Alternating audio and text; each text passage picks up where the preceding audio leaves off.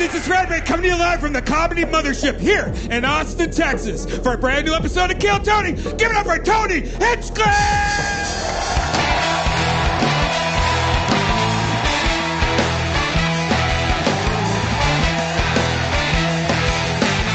Who's ready for the best fucking night of your lives, huh?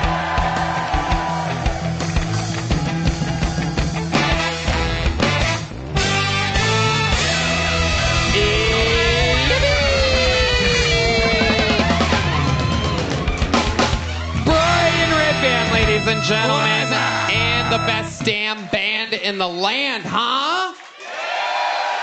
Fernando Castillo, Raul Vallejo, Carlos Sosa, Nachos Belgrande, Michael Gonzales, Big Mike on the drums.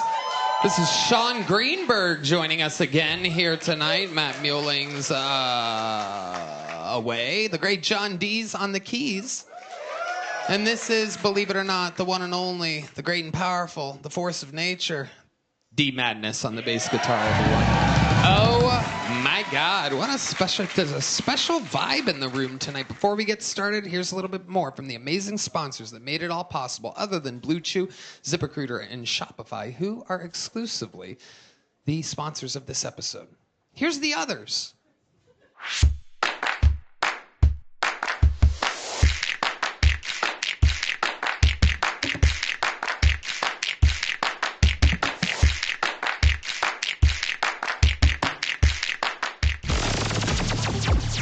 The Sunset Strip Comedy Club in Austin, Texas is now open.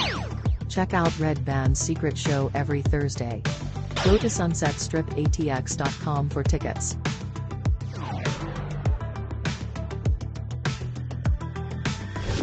You guys ready to start tonight's show?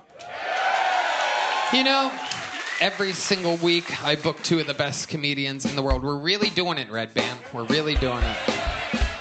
And this week is no different. It's not St. Paddy's Day, but they are both extremely Irish. One is one of the greatest MCs in Comedy Store history, the first man to ever bring me on stage, May 7th, 2007. And the other one is truly one of my favorite comedians, one of my favorite drinking buddies. They're both two of my favorite comedians. Make some noise for tonight's guests. It's Chris O'Connor and Ryan O'Neal, everybody. Monsters. Two of the funniest people I know. Ryan O'Neal, Chris O'Connor. It's the O episode of Kill Tony. Welcome to the show, guys. Ryan O'Neal, Chris O'Connor. What an exciting start to the episode. Guns a-blazing. Everything is happening. Ryan O'Neal has the Slop Quest podcast, and he's at Ryan O'Neal Comedy on everything with two L's. Chris O'Connor is one of the stars of the show Tires. I don't know if you guys know the #1 comedy series in the world. He's in Cleveland on August 15th and 16th. ChrisO'Connor.com, literally the world's worst website for tickets. Chris O'Connor. Is there an apostrophe in that website? No. I tried. He is Chris O'Connor Comedy on everything social media. Very, very exciting. We are going to have some fun tonight. You guys, Ryan O'Neal was a guest, I believe, very early on, 11, 12 years ago. Belly Room, Main Room. You've done it all. I've done it all. First time at the mothership. Ryan O'Neal moved here this week, one of the best comedians in the world. Thank you. Chris O'Connor moved here last year, one of the best comedians in the world. Fuck yeah. It's very exciting. But you guys know how it works. You've all done it. 230 tonight, ladies and gentlemen. 230, waiting in a bar next door, hoping that they get pulled out of this bucket. I'm going to let the world's palest woman pull the first name here. There's a lot of other things I could have made fun of. I don't know why you're getting offended. I chose pale, which is the nicest of the things I could have said. And hell yeah. So the first bucket pull is getting wrangled. You guys know how it works. When I pull their name out of the bucket, they get 60 seconds uninterrupted. You know their time is up and you're the sound of a kitten. That means they have to wrap it up then, or else they bring out the angry West Hollywood bear, which rudely interrupts them. And then I conduct an interview, and me and my esteemed panel all fucking have fun figuring out what else they should talk about or what else about their lives is interesting. They go from a comedian to a podcast guest in 60 seconds. The whole thing's improvised. Anything can happen. You guys ready to start tonight's fucking show? Well, while we go wrangle that first bucket pool, we are going to watch a golden ticket winner start the show with a brand new minute, everybody. The calm, cool styles of Make Some Noise for Colin Sledge, everyone. A new minute from Colin Sledge. Thank you. I'm here to bust it wide open. Okay. I got picked on in school when I was growing up. One time this kid put a sticker on my back that said, "Kick me." He thought that was funny, so I put a sticker on his back. It was just a target. He was like, "I don't get it." I was like, "You'll get it tomorrow." I was always nervous around girls growing up. I mean, I still am, but when I was growing up, my dad used to tell me, it's important to remember that girls are more afraid of you than you are of them.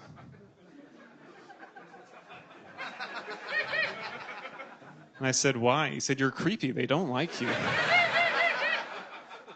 going to be alone for a long time. My parents didn't really believe in me sexually when I was growing up, you know. Like one time my parents found this girl's panties in my bedroom. My dad confirmed, he's like, "So you think you're a girl, huh?"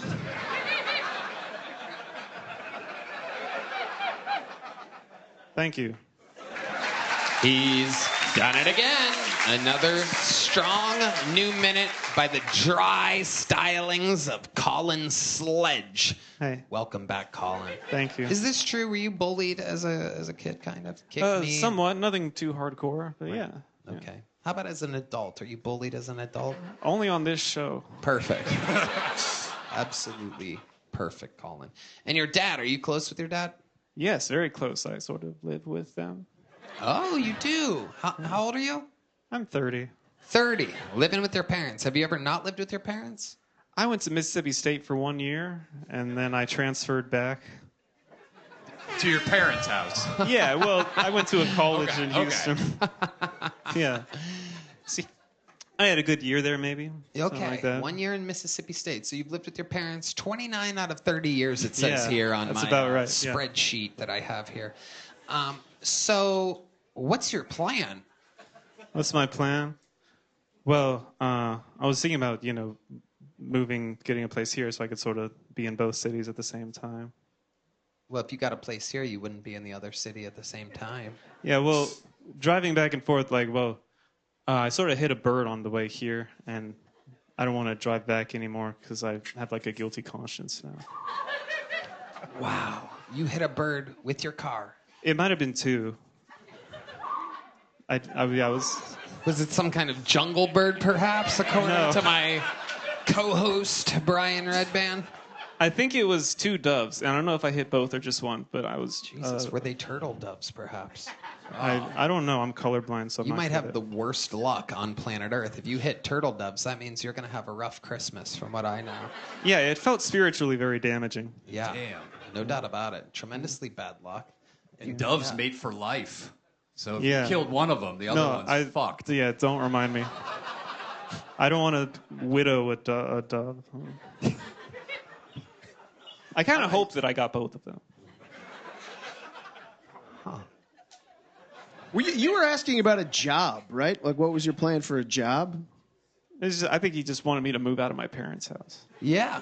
Yeah, but he was like, what's the plan? You're like, let's just get another place. Well, Yeah, yeah. I mean, I teach piano and I do comedy. And, Oh, sick. Yeah. Do you like living with your parents? It's pretty, yeah, we're close. It's pretty chill. I have a garage apartment, so there's some degree of space. Yeah, just make sure your dad doesn't warm up the car in the morning. You fucking die, dude. So how long have you lived in the garage? I guess when I moved back from college, they might have built it so I would be further away from them. But yeah, it was around that time. Huh? College? College? Okay. Did I say it weird? Yeah. I'm sorry. So it's separate from the house. There's not a direct doorway. Yeah. Okay, that's exciting. Yeah. But when you say garage, does it mean there's a garage door on the front? Well, there's a garage door, and then there's a regular style door next to it. But that's just all you in there. There's no cars in the garage. Well, there's one car in the garage you can pull in the garage. So you sleep next to a car? No, there's an apartment above the garage. Oh, it's above. Yeah, it's a garage apartment. Okay. Yeah, I don't sleep next to the car. I mean, you're so close. You're saying it like I'm the asshole. You sleep directly above a fucking car. So whether it's your next door neighbor or it's just below you, you're next to a fucking car. Yeah. Up or down, side to side. Yeah. From. That's fair. You're next to a car, buddy. Yeah.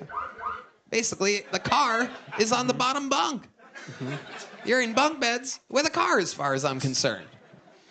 What kind of car is it? It's my stepmom's BMW. Oh, wow. Yeah. Wow. Seems like there's one thing in that garage that your parents don't want to live without. That's good. It's the BMW. Mm-hmm. Do they ever hint to you that it's maybe time to, like, get away from them? Not really, but, I sort of feel like it is time anyway. Do you have siblings? I do have a brother. He lives in Honduras. See? Your brother is in moved the very far opposite away. of your parents' garage. Yeah. It's incredible. In fact, in Honduras, there's a chance of hitting an actual jungle bird. There it is, the sound of a jungle bird, everybody. Colin, you got it started with the new minute. Congratulations, fun times. That's the way that it works. Golden ticket winner with a strong minute to show you how it's done. Colin Sledge. Now, this is where things get interesting, because we go to the sweet, sweet bucket of destiny, which means we're about to either meet somebody or see somebody again that most likely meet somebody that these could be crazy people. It could be the next fucking great talent of the show, or it could be pure insanity. They could be a 15, 20-year veteran of comedy. They could be a couple months in. It could be their first time. It could be whatever. You get it. Ladies and gentlemen, your first bucket pull of the night goes by the name of Surge A.M. Surge A.M. Here we go.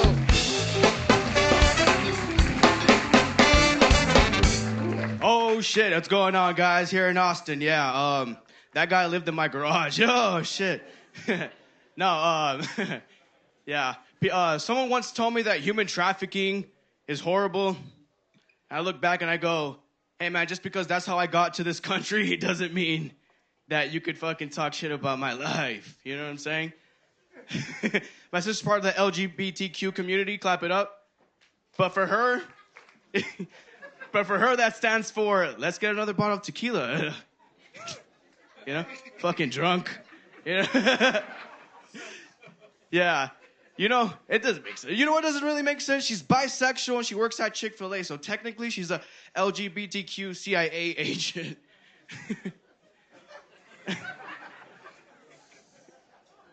Yeah. Immigration got her last week. Yeah. People will say I'm a happy drunk, just hasn't gotten drunk enough. Like, have you ever woken up still drunk, driving on the street? All right, Surge AM, thank you very much. Wow. Repeating his name at the end of his set like he wants you to remember where you saw that magic come from. Surge AM. Forget the name. Wow. How long you been doing stand-up, Surge? I've been doing it for about a year. Okay. Like, how often are you working this out? So I started in my early 20s, and I started at the Secret Group in Houston. And I just came out to Austin. I watched Kill Tony. I saw Enrique Chacon on. And I was like, dude, I remember this guy. I moved from Colorado to Austin so I can, How long have you been in Austin? For about a month. About a month. And you've been doing a lot of open mics and stuff. Yeah. So you've been doing those jokes? Yeah. Yes. Okay. And people are laughing in the room at these open mics? Yes. They are? Yeah. Is it mostly comedians? Is it sometimes they're comedians, sometimes there's actual audience members and stuff like that. Okay. Here's the catch, Serge. Is that almost nothing you said made any sense whatsoever. So if there are people laughing, you're performing in front of insane people. That's the good news and the bad news. Heard, yeah, I got you, yeah. Ryan O'Neal. This is why we can't have Latinos anymore, sir. Yeah. You're fucking it up. Yeah. Yeah, you're ruining it for everybody. Your first joke, that guy sleeps in my garage, but we just talked to him about how he slept in his parents' garage for 29 and 30 years. Man. The other year is Mississippi State, so that didn't make sense. Yeah. Human trafficking, people complain, but that's how I got here. Not really a joke. Sister's gay, but she's LGBTQ. Let's get another bottle of tequila. Doesn't make, not a joke. Yeah. Like you're calling, well, my sisters are drunk. Like that's a setup. Yeah. She works at Chick-fil-A, which makes her LGBTQ CIA. Why? Why does that make her CIA? Working at Chick-fil-A. Explain that one. Let's just go with that one. I have questions. I have more questions than a 60-second set should ever have about specifically your I don't even care about your life. I'm obsessed with how weird that set was. So explain the CIA Chick-fil-A thing. Fuck, I don't know. I just, You don't know? No, I do. You wrote it. You should at least have some fucking weird theory. I thought about the letters, and I just added the CIA at the end. But if it was Chick-fil-A, why would it be CIA? No, huh? Don't look at the audience for help. His sweaty armpits. I was just like, oh shit, my bad. No. Stick with me up here, buddy. I'm getting easily distracted. Yeah. So, I don't know. I fucking came up with it. I was drunk one night and just thought about it, and I thought it was funny. I don't know. Jesus Christ. I think it's a good joke. Thank you. I think it's a good joke. Serge. Look, he's just setting it. He's an artist. Yeah. He's just setting the table. He doesn't have to feed you. You know what I mean? You know what I mean? And then at the end, you said your sister got deported by immigration, but that didn't happen either, right? Yeah. No, it did not happen. Right. Is your sister really gay? She is gay, yeah. How do you know? She has a girlfriend. Okay. Do you have a girlfriend? I do not. What do you do for work? I'm a server at the moment, yeah. You're a server? Yeah. Okay. Yeah, at a restaurant called Sawgrass. Okay. Yeah. Oh, you made a noise there. You like Sawgrass? You do? What do you get when you go to Sawgrass, D Madness? I get a... Tell the truth. Oh, you're saying steak? You're lying. No, I'm not. No, really? No, my ex-fiance took me to Sawgrass for the first time. I love it. Okay, D. Real answers from the great D Madness. A steak. Hell yeah. Ex-fiance. That's a sad... Oh shit, you got D mad already. Maybe for you, motherfucker. Sorry, you guys can't hear what he's saying. Might be sad for you, you bitch ass, punk ass bitch. D does not let anyone get a fucking thing in on him, by the way. Nope. D, how do you like your steak? Medium rare. Medium rare? Fuck yeah, absolutely. Abso-fucking-lutely. All right. Serge, what do you do for fun? Give us one good redeeming quality about you, something that's going to make this whole room like you out of fucking nowhere. I used to make music and stuff like that. What kind of music would you make? I just freestyled and... Listen to the noise the crowd makes when there's someone that we all know will not be good at freestyling. There is a 0% chance this is going to go good. This is going to be incredible. Chris O'Connor. It's just letters. LGBTQCIA. I was having a really good day up until now. Until I got pulled out of the pocket. Turns out I suck at this. All right, Serge. How long did you freestyle for? This is something you took kind of seriously? Yeah. I moved out to Colorado, and I was just making music and music videos and stuff like that. All right, ladies and gentlemen, talk to Michael about a beat. Michael, play it nice and light so that we can all hear exactly what the hell he's saying. And this, ladies and gentlemen, on a show where absolutely anything can happen, is Serge AM. Yeah. I guess my set was actually pretty phony. I don't even know. I got my 60 seconds on Kill Tony. Clap it up. Here we go once again. When I shine, I will never show anybody that I pretend. Yo, fuck it. My sister is gay.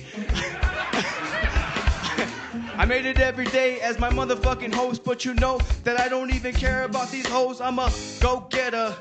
Yeah, that's me. Everybody knows when I never fucking sleep, I write stupid jokes. Yeah, that was exactly how I thought it was gonna go. Serge, here's a little joke book. Oh, boy. Wow. Wow. There he goes. Serge AM, everybody. Make some noise for Serge. He tried his best. Tried his best. Oh, listen to that pop. The great Heidi has arrived, everybody. There she is, live in the flesh. Hello, everybody. This podcast is sponsored by Nicked. These are our favorite nicotine pouches by a mile. If you haven't made the switch to Nicked pouches yet, now is the time. I'm always reaching for strawberry watermelon ice. Personally, Nicked premium nicotine patches will elevate your nicotine experience. They're made with proprietary coconut fiber blend filler for better nicotine absorption and a more comfortable mouthfeel. With Nicked, you get strong, lasting flavor that is clean and discreet. Redban. Tony, I love Nicked. They're the greatest nicotine pouches of all time, and each can comes with 20 Nicked pouches. Make the switch to Nicked nicotine pouches like we did. We know you'll love these too. And we have a special offer just for Kill Tony listeners. 35% off your first 3 orders, only if you order now at nickedpouches.com/Tony. That's nykdpouches.com/Tony. Don't forget, you can get 35% off to up to 3 times. nickedpouches.com/Tony. Nicked products are only available for adults of legal age, and every order is age verified. Warning, this product contains nicotine. Nicotine is an addictive chemical. All right. Keeping it moving along, your next bucket pull goes by the name of Jason Vest, everyone. Jason Vest.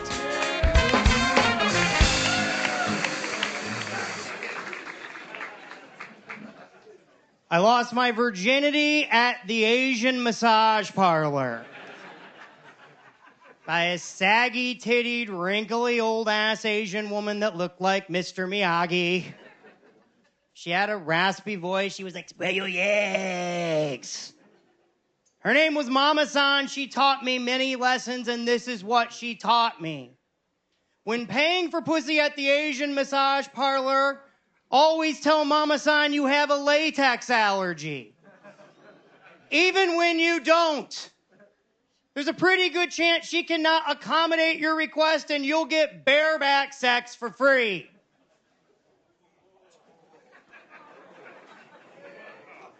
Make sure your happy ending ends with you nutting in that bitch's cervix.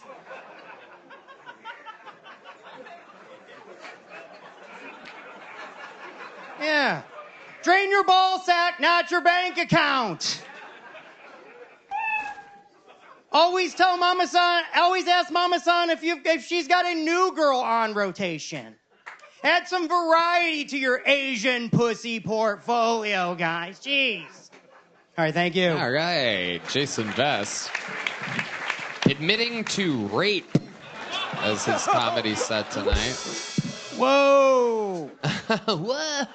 Whoa. It's consensual. How are you? Doing good, Tony. I'm doing good. Love it. I've always wondered what Santa's elves do in the off season. This is incredible. So last time you were on this show before, and you talked about a lot of crazy like sex stuff, and here you are, guns a-blazing, right on brand. Is any of this true? Oh yeah, I'm the Anthony Bourdain Asian pussy, man. I was always going to massage parlors. Wow. And what happened? You said that like it's in the past now. You no longer go? I'm reformed, and now I just help men achieve success by giving advice, helping my brethren out. How did you reform? How did I reform? I got married. Okay. And she said, well, you can't be having sex with Asian pussy anymore. So I've been married for 20 years, guys. 20 years. Wow. 20 years. No one's excited about To a woman. She's going to love this set. Yeah. She's going to love. Amazing. So, Jason, remind us, how long you been doing stand-up? 5 years. And what do you do for work? I'm retired from the National Guard. Whoa. Wow. Thank you for your service, I Yes. guess. Where did you serve exactly? The North Pole.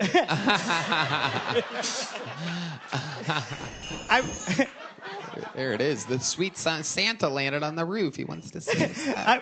I was a recruiter for the National Guard in Jackson, Michigan, Lake George, New York, and I worked in Chicago, Illinois, too, for a little while. Okay, wow. Some of the places where we need our military the most. Okay, what's the craziest thing that happened? What's the most, violent thing you had to do in the military at the National Guard? The most violent thing I ever had to do? I never really had to do anything violent. And I was a recruiter, so it's like a basic job. People come in and they want to join the military. You lie to them to get them to join. It's just a simple process. What's a trick you would use to get them to join? I would tell them anything. Like, let's say someone came in and they wanted to be a cook, right? Being a cook, nobody that joins the military wants to cook the damn food. They want to do cool Rambo shit. Mm-hmm. So I'd be like, listen, you're going to be like an executive chef for the president or some shit. Oh, very good. I was the top recruiter for the Michigan Army National Guard, Tony. We talked about this last time. Damn. Brag a lot. Braggadocious. Incredible. Okay, Jason, what's something interesting about you that we didn't find out last time you were on the show? Something interesting about me. I am a compulsive eater. Oh, okay. Let's talk about it. I mean, my wife's got to hide the peanut butter jars. I am a compulsive eater. I'm a recovering alcoholic, and I just traded for food. I just traded booze and everything for food, and I just compulsively... What's the most piggish thing you've ever done eating food?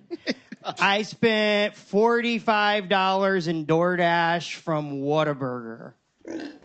Wow. That's actually not that bad. Yeah, that's like...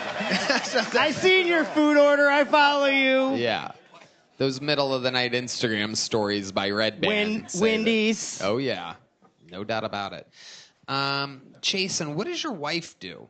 My wife is a photographer, and she works for an orthodontist office, and so she runs a call center. She works from home, and she helps me edit my videos. And remind us, what kind of videos are you making, Jason? I make content. I make a lot of massage parlor videos where I use my past experiences to help men get Asian pussy. I do that as a service, Tony.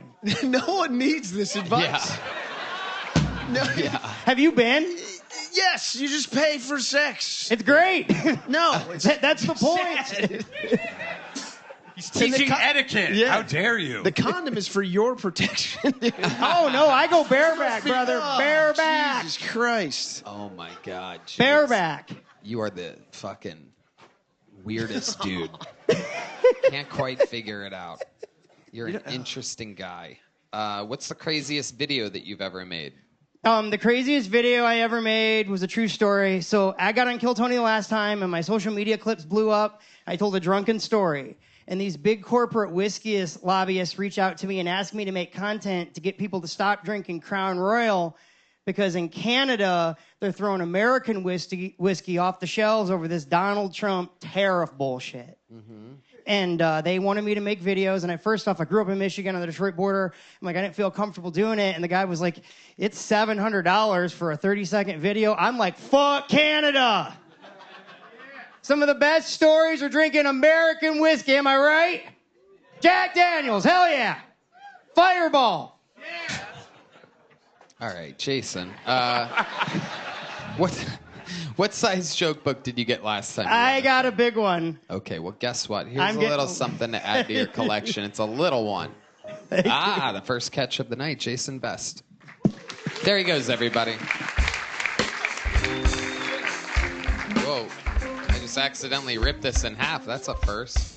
Ladies and gentlemen, make some noise. You guys having fun out there, huh? A couple of very odd bucket pulls to start the show, but it's okay. Make some noise for your next bucket pull. Patrick Lake, everyone. Patrick Lake.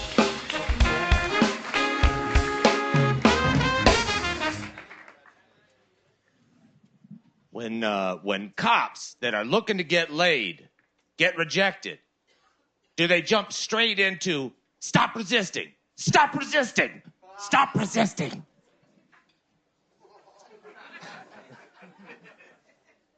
A doctor's office from my hometown was raided. The doctor there was arrested and charged with crimes related to trading sex for pills and sexual imposition on patients. And as a patient of that practice, when news broke, I couldn't believe that someone told. That was Dr. Feelgood. I went to Doc for back pain. and everything started normal enough. Doc started checking me over and then doing those resistance checks. You know, don't let me push your arm down. Good. Then the other side. Good. Don't let me pull your pants down. Wait, what? But before I could say anything, my pants and drawers were at my ankles. And Doc said, don't let me make you come. Whoa, doctor. And as I stood there getting topped off by my doctor, I realized I didn't know my insurance covered this, and I didn't even have copays. Patrick Lake. Hello, buddy. How are you? Doing well. How are you doing, Tony? Good. How long you been doing stand-up, Patrick? Just celebrated 3 years. Okay. How did you celebrate? By being worse than ever? Did you celebrate by burning every joke you've ever written and starting from absolute scratch? That's something like that, yeah. Okay. Yeah. All right. Okay, where was this 3 years at? Hell? I'd imagine that if you die and go to hell, you're the full-time comedian and you just keep doing your act 24 hours a day and everybody has to stay awake and watch it all the time. Yeah. Was it in hell? Close. Dayton, Ohio. Dayton, Ohio. Yeah. Pretty close. One of the closest cities to hell on planet Earth. Patrick, what do you do for work? Material scientist was how I spent most of my career. What exactly is a material scientist? A nerd. I've got a background in chemistry, chemical engineering, and then specialize in nanomaterials. So, what exactly are nanomaterials? It's like an additive to composites and parts. Excellent properties into like aerospace and defense applications, mostly used by the military. And do you have to wear like a hard hat or a mask or something? Yeah, occasionally, yes. Yeah. Like a mask? Mask, yeah. Okay. Is it dangerous? I mean, it can be if you were like trying to eat it or breathe it. Yeah. But as long as you handle it safely. Have you ever seen anybody eat it or breathe it? No. Okay. No. You've never seen anything go wrong with nanomaterials? I personally have not. No. I'm trying to be safe practices and all. Are you thinking about all that fucked up shit while you're working with nanomaterials? I know. I got into comedy as like a, kind of a release. Kind of Let's just take the night off. You ever drug and rape chicks in a hospital? Just trying to relax here, guys. Just trying to. My doc got me started off on the wrong foot. Yeah. Okay. You married? I was just recently divorced. How recently did you get divorced? Like it finalized 2 months ago. 2 months, fresh on the market. How long were you married for? 15 years. 15 years. Explain to me what went wrong. I think it was an accumulation of things, but it came as a big surprise to me. I thought we were in counseling, and then. Let's talk about the accumulation, if you don't mind, because this is the most interesting thing about since you arrived at the stage. Okay, this, the interview here is like kind of raw. Yeah, nanomaterials. Yeah, pretty. Yeah, nanomaterials wasn't cutting it. So when you say there was an accumulation of things, that the 15 years went wrong, what do you mean exactly? Well, she was catching a lot of bodies during those 15 years. And Whoa, okay, all right. Damn. How do you know she was catching bodies? Yeah, there were lots of signs. Yeah. Can you give us some of the signs? We're all very interested.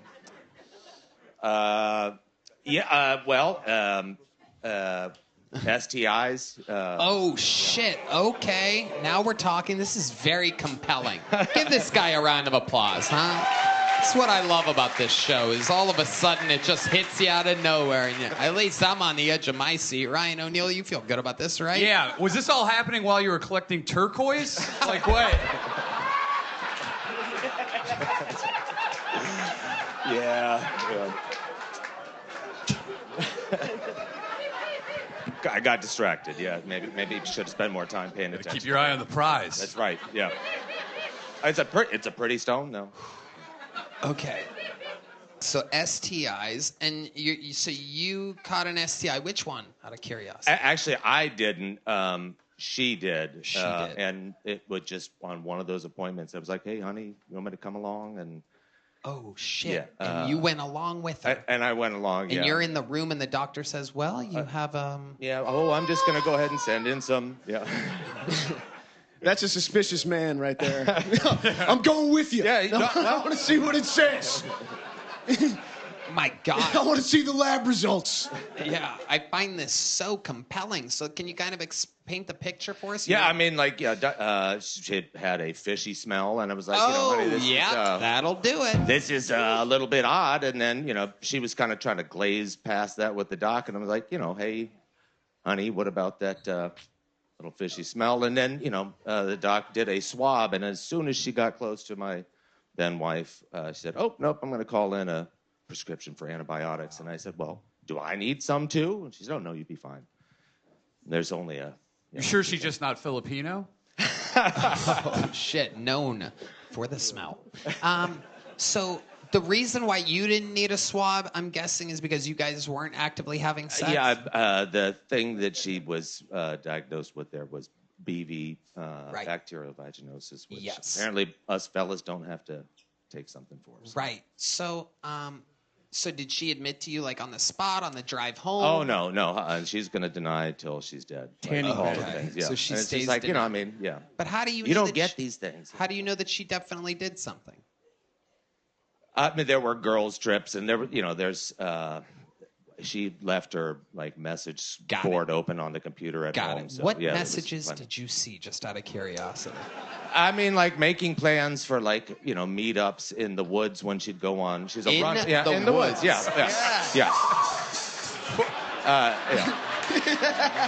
The old jungle bird has arrived again. Go ahead. There's two reasons for that. One, I live in Yellow Springs, Ohio, so it's like a crunchy town, right? Okay. And two, she's Portuguese, and that's where the prostitutes go, into the woods, actually. Really? That's a thing with Portuguese women? Portuguese? Portuguese? Get it? It was wild. The first time I was in Portugal, driving to the beach. Portugoose?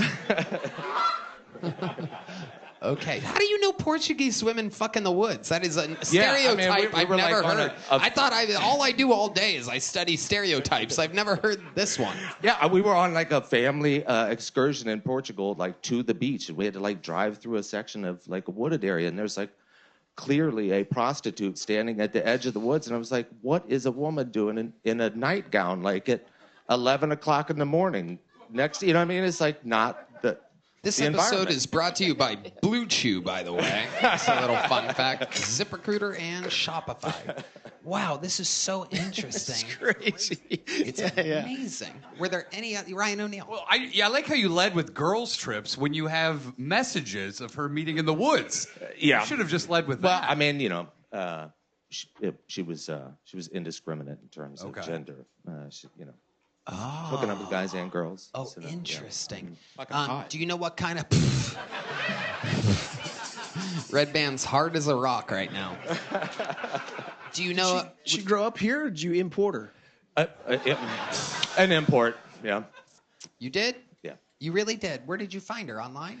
We actually met at a conference. We were at a scientific conference. Is it a Sex Addicts Anonymous conference? Okay. No, it was a science and engineering conference. Ryan O'Neal? I was like, wow. Yeah, I mean, you could take the girl out of Portugal, but you can't keep her out of those woods. You know what I'm saying? That's the old... That's right. It was a science conference? It really was, yeah. Was she a scientist, too? Yeah, she is. Wow. Yeah. You think she'd be better at covering her tracks? One would think. It must rule to be a kid in Portugal. You fucking go into the woods, it's just pussy everywhere. Yeah. That's all we did as kids. You go into the woods and ride bikes and shit, look for pornos. There's just naked ladies walking around. It sounds like they're eating each other out. It's amazing. Build a fort, get your dick sucked, the usual kid stuff. Wow. But you didn't have any kids with her or anything? Oh, we do. We had 2 kids. Yeah. Oh, shit. Yeah. Okay. So you got kids. Mm-hmm. Are they yours? They are, yeah. Yep. My kids look exactly... I've got 3 kids, and they all look exactly like me. Are you sure? Really? Are you positive? Really positive, yeah. Okay. I have a girlfriend now. Are you sure one of them doesn't look like a tree or something like that? Do you have a brother? I do have a brother. Oh, there we go. Has she ever hung out with your brother, perhaps? I mean, yes. Yeah. Wow. I'm not too worried about that one, but... You should be.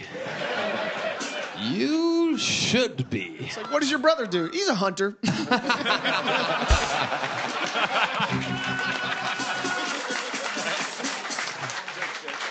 Amazing. Well, Patrick, like I said, the set was one thing, but you know what? Your fucking interview was so goddamn badass that I'm giving you a big joke book. A big black one, just like your ex-wife's probably has right now. Definitely, thank you. There he goes, Patrick Lake, everybody. All right. Damn. That was a hell of an interview. Oh, my goodness.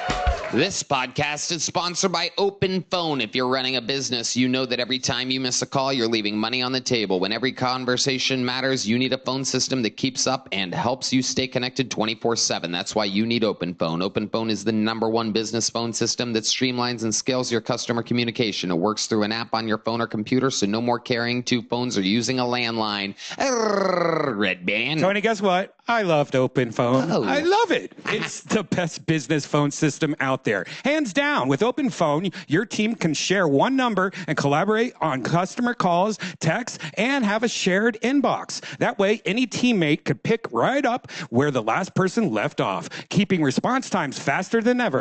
Any teammate can pick up right where the last person left off. Oh, wow. Open Phone is offering our listeners 20% off your first 6 months at openphone.com/KillTony. That's OPENPHONE.com/KillTony. And if you have existing numbers with another service, Open Phone will port them over at no extra charge. Open Phone. No missed calls, no missed customers. All right. This looks like a brand new name. I know it for a fact. That's always exciting. Make some noise for Wisdom Anderson. Wisdom Anderson is the fourth bucket pull. God damn, that was a bad bitch up here. Shit! Where'd y'all find her at? God damn. Let's get to the minute. Like, I heard y'all talking about stereotypes earlier, and I probably did the blackest shit you could probably do. I got fired by a white woman on Juneteenth. Like, I mean, how the fuck does that even happen? I thought that was the one day y'all was supposed to chill on us. Just the one fucking day y'all was supposed to chill on us. But God is a colorful asshole like that, because if he wouldn't have did that, I wouldn't have been here. So I'm like, I know you was looking out for me. But I should have known, though. Some shit started to happen different in my life. I started looking at white women a little bit differently. Started looking a little bit better to me. I said, I got to be coming into some motherfucking money, because only money can get a white woman to start talking to you. I'm like, I don't know what the fuck is going on right now, okay? Y'all looking at me like, this nigga is not fucking funny. I knew I was going to get you with that one. But I like to get into the riffing and shit. I wasn't going to come up with a fucking set. Y'all got to pay me for that. This shit for free. Oh, I love it. Okay. Wisdom Anderson. Is that your real name, Wisdom? Fuck no, I got a slave name. My name is Elgin. Come on now. Okay. That's not some shit you get on your feed. It's better than wisdom. I mean... Wisdom sucks. Wisdom sucks. Wisdom, how long you been doing stand-up comedy? Well, Better question, how do you look like both main characters from the hit movie White Man Can't Jump? You look like Wesley Snipes in the body and face, and you have the hat of Woody Harrelson in that movie. You know what? It's Woody's hat and everything else, Wesley Snipes. This is incredible. You know what it was? I played baseball. That's what it was. You did? I played baseball. Okay, what position? Had two parents. That's why I got to... Okay, let's go one question at a time here, Elgin. No, I'm kidding. Wisdom. All right. So, how long you been doing stand-up? Shit, I've been funny my whole life. In front of black people. I guess you just stopped before you came out here? Yeah. All right. So, how long you been doing stand-up? 2021. Okay. I wrote my first joke during COVID. It was a fucked up time. Okay, well, relax. Let's just go one question. Are you on drugs or anything right now? Okay. Next question. All right. Crack is the answer, everybody. So this is No. Just a little bit of trees. Okay, a little bit of trees. Well, no cocaine. No way. Okay. When you say little bit of trees, did you fuck the last guy's wife? Okay. Next question. Stick with me here. What do you do for work exactly? Did you really get fired on Juneteenth? Why would the fuck I would come up? Yes, that really happened. Okay, some people write jokes. No. That really not. No, I only talk about my real fucking life. Okay, okay, very good. Why would I make some shit up? You might want to try jokes. You gotta Switch it up. I get paid for real jokes. I wouldn't come up here and tell a real Okay, set. stick with me. Stick with me here, wisdom. Now that's wisdom. Yeah. Hey, How often do you I get love the paid for booze. real jokes? What are we talking about here? last October I did the House of Blues in Houston. Okay, I mean, how did you get that gig? You didn't headline it, right? It wasn't live from the House of Blues. Wisdom Anderson. No, I was a feature act because I'm on the radio and I tell jokes on the radio. You're a DJ. No, radio DJ? I'm a personality. I work for iHeart, so I actually write jokes for real. Okay, got it. Don't get mad with. No, I'm great. Okay, so you write jokes for the radio. The first joke that you wrote during COVID, what was that joke? Do you remember? It was about white people getting free kidneys. It was something about that. It was about alcohol and kidneys. Okay. You made D Madness ashamed of his race. So he's gonna step away for a second. He's gonna come back in whiteface. Okay. So, what job did you get fired from on Juneteenth? I was working at SMU. SMU. Explain to the people exactly. Y'all know what that is. It's a lot of white people there. Southern Methodist University. In Okay, Dallas, what Texas. were you doing at a university? What exactly were you mopping up at a university? I told you, Tony, I come from a two-parent black household. I played baseball. You know I got to be a little fucking smart. Okay, so let's go back to the questions, smart guy. What was the job that you had at the university? I was teaching tech. You were teaching tech? Yes. And how and why did you get fired? I made white children tears. You made white children's tears. Yes. Okay, what did you do to make white children cry? I told them, hey, you're selfish. Okay, what was the context of this, Wisdom? He was being selfish. But what was going on, Wisdom? He wanted the teacher to only solely focus on him. Can you So I teach tech students to teach youth tech. So the teacher in the classroom. Wow, you're like Tech 9. Okay.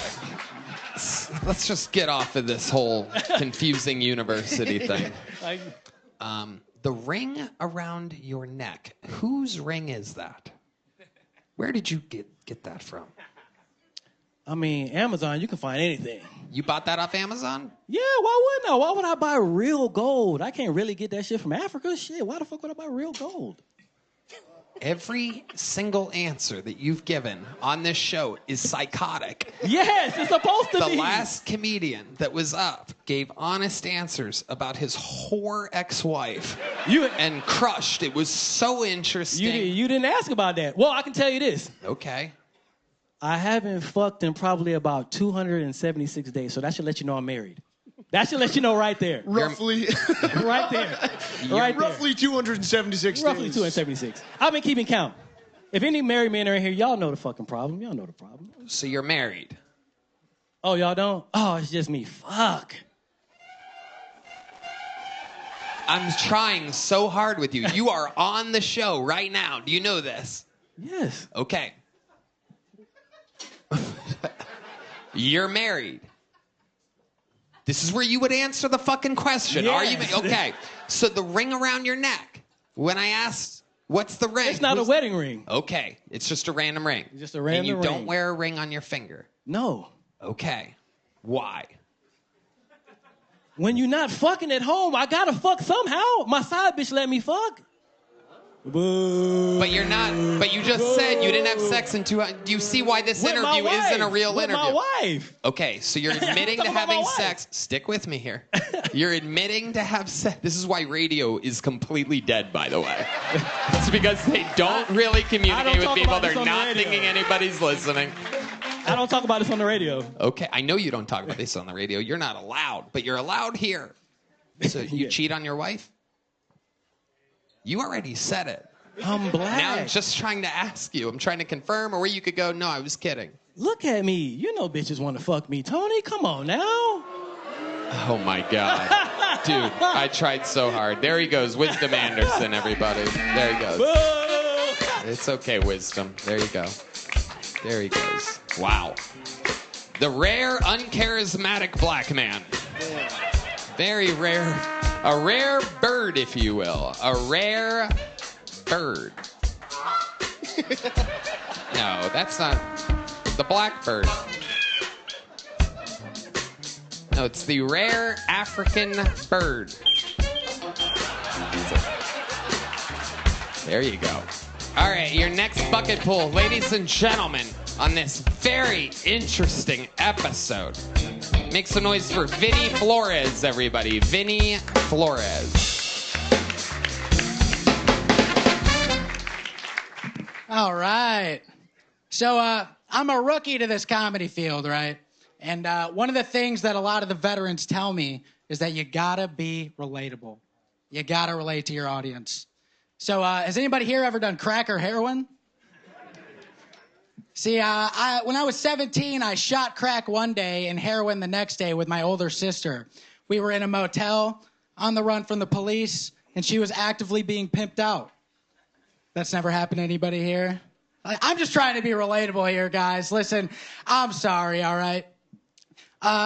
It's not my fault, okay, that you guys didn't have a family full of people that love to make memories. And speaking of my sister's pussy, yeah, you're goddamn right that shit got return customers, ladies and gentlemen. That shit put food on the table. We had to leave every 2 hours. And, that deserves a Purple Heart because her pussy got absolutely murdered. All right. Thank you. That's my time. Okay. Vinny Flores keeping the exact momentum of every bucket pull so far tonight. This is incredible. Is it just completely insane people signing up now? It's exciting. No one wants to make it anymore, huh? People just want to come up here and absolutely just fucking flop around. Vinny, how long have you been doing stand-up? About 5 months now. 5 months. Yes, what made you start? The show is a big reason, and also I went to stop this show. We are no longer contributing to a positive comedy environment in the world. Okay. What do you do for work, Vinny? I work at a bar right now on 6th Street. You're a bartender or a door guy? Door guy, bar back. Okay. Yes, sir. And how long have you lived in Austin? About 5 months now. Where'd you live before that? Michigan. Michigan. Yes, sir. Wow, the rare Michigan Flores, huh? Yeah, there's a few Mexicans out there. What were you doing for work in Michigan? I was a welder. A welder? Yes, sir. Why aren't you welding here? That's a good paying trade. I have about 4 years experience, and everyone out here's got like 20. So it's super competitive out here, so I have a hard time. Interesting. Unlike comedy, right? Yeah. I get it. Like, let's go somewhere a little easier. Wow. Vinny, is it true about the crack and the heroin? Yes, that's all true. Let's talk about that. Tell us about your history with crack and heroin. So I'm half white, half Mexican, and my white side is like Michigan white trash pretty much. Mm-hmm. So, yeah, my mom was addicted to heroin, and I ended up... I tried it one time with my older sister, and then after that... How old were you when you tried it? I was 17. You were 17 years Yes, old, and did you inject heroin or smoke it? Injected it. Wow. So 17 years old, you had never done it before. Had your sister been doing it? Yeah, but she was actually on the run from a halfway house, so she had been given like some pill or something to where she couldn't take opiates, so she was shooting up crack. So that's why the day before she was I ended up shooting injecting crack. She was injecting it, yeah. Yeah. You like melt it down with vinegar, I guess. Wow.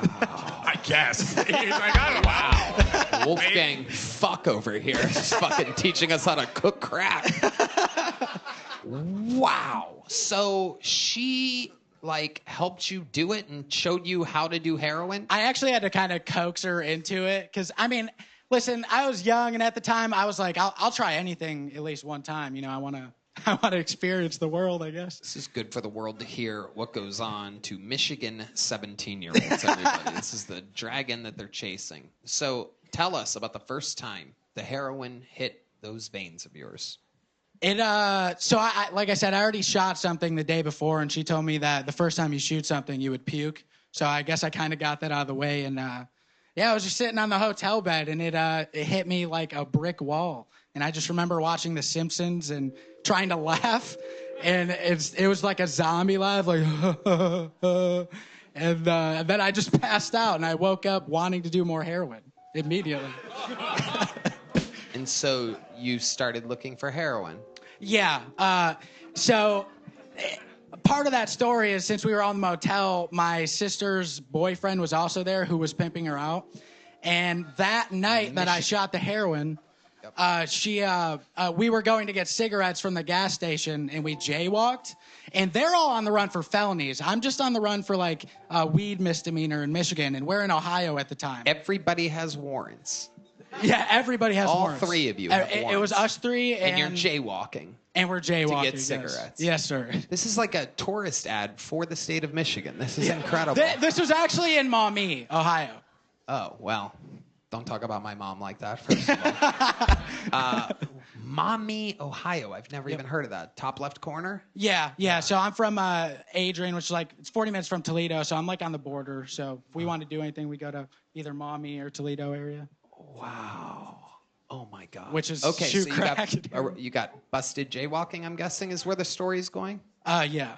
Okay. Yeah, and then, so the cop obviously... Notorious jaywalker, constant jaywalker, D. Madness is back, everybody. This motherfucker, crosswalks do not matter to him. All right. Very famous jaywalker. Okay. So obviously, since he has felonies in his name, he immediately just got booked. And I'm a minor at the time, so they're like, okay, well, we need to take you to a guardian. And I had no choice but to go back to the motel where my sister and her boyfriend's friend was. And luckily... There's a boyfriend's friend now, all of a sudden. Keep going. Yeah, there was four of us. Okay. And then it could have been fucking her. I don't know. Everybody was fucking her. But... Did she marry a scientist right after this? Keep going. Just keep going. We went back to the motel, and then the cop just kind of let me go in there, and then he went away, and then... He didn't notice that you were on heroin at all? I wasn't on heroin yet. This is like right before... This was that night. Hell yeah. And then I ended up doing his heroin. But I couldn't do like what he would normally do, I guess. That's what she was telling me, because I would overdose. So I only did a little bit, and then... skip forward, woke up wanting to do more, and turns out that the boyfriend's friend stole all the heroin and then just left me and my sister in the motel. And then we were kind of fucked after that. Best Thanksgiving ever, right? Sounds like you were fucked before that, too. It also sounds like every time you did heroin, you would just fall asleep and then wake up craving it. No real enjoyment whatsoever. Often when I asked people what it was like after they did heroin, they're like, oh my God, I felt like $1 billion. It's a feeling unexplainable. You're like, I went to sleep and woke up. Yeah, pretty much. I mean, I would say it is probably like the best drug I've ever done. I mean, the feeling of it was like... Did you feel like you were 5'9"?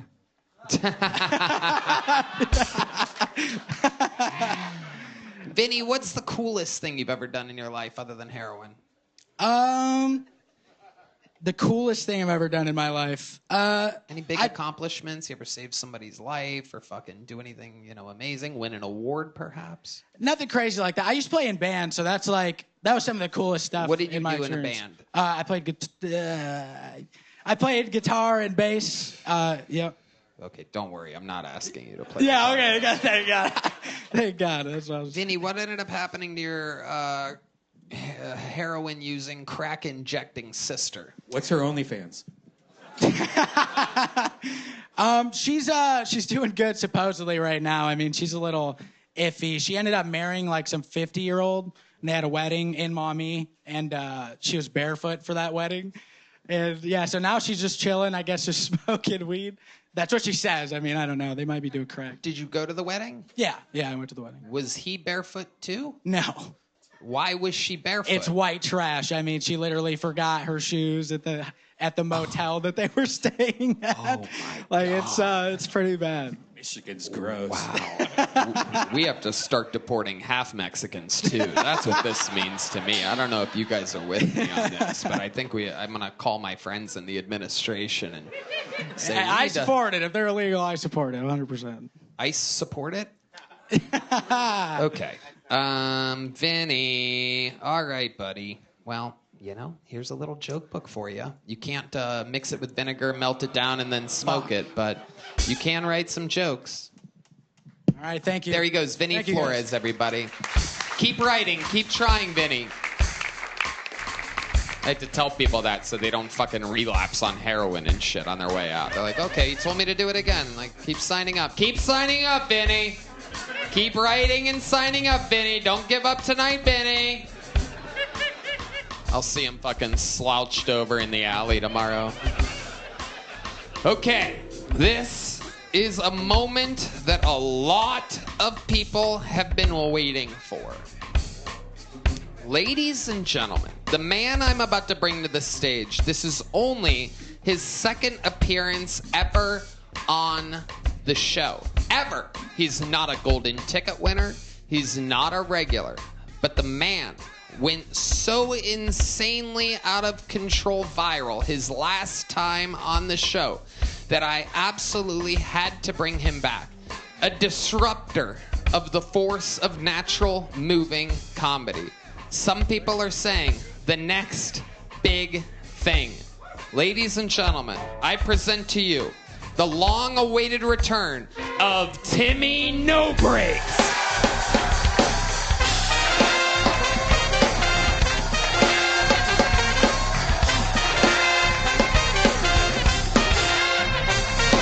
Who's ready for the best fucking minute of their lives?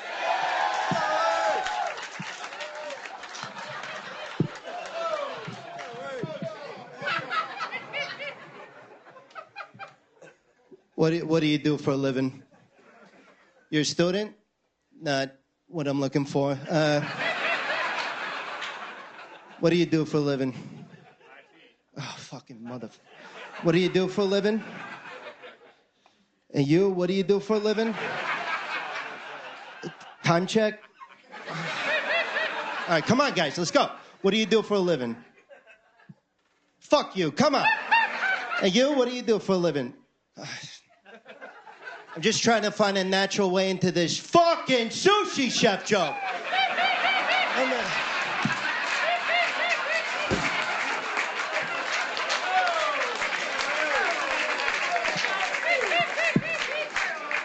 Does anybody work at an airport sushi restaurant? I mean,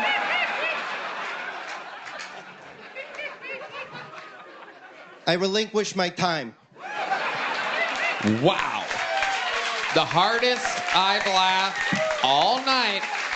The long-awaited return of the force of 6th Street.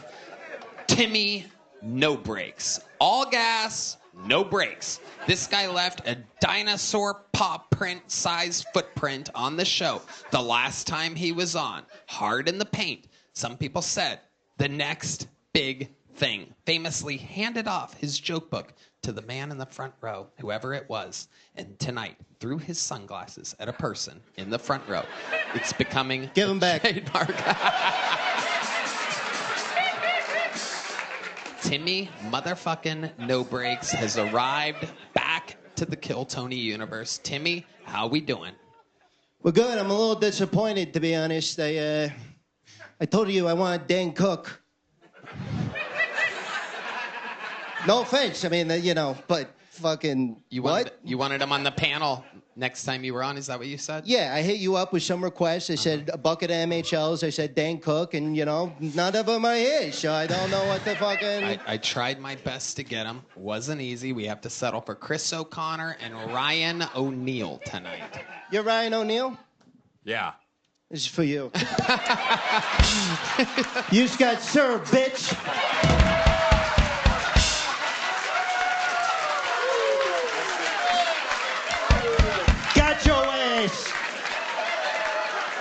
Open it up. Yeah, why don't you show everybody what that is, bitch? Why don't you show everybody what that... That's a picture of my niece's volleyball team. Oh, roast this man!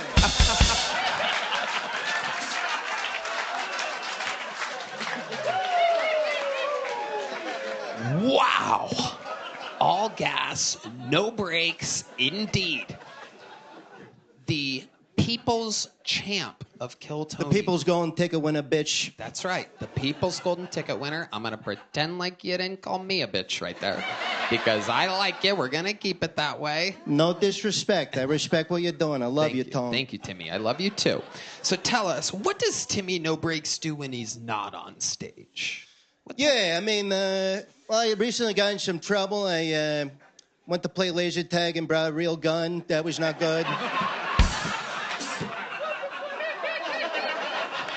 Can I just say something? Guys, when I hit a punch, give me some fucking trumpet. I mean, what's going on? Not yet. When I hit it. My God. So, Timmy, there's so many questions I didn't get to ask last time you were on. Like, what? I can't even imagine what a confident human like you. What is your love life like, Timmy No Breaks? I mean, I gotta say, it's definitely changed. I've had a bunch of bitches slide into my DMs. I had Hillary Duff slide into my DMs. Yeah, more like Hillary Muff. That bitch has a vagina.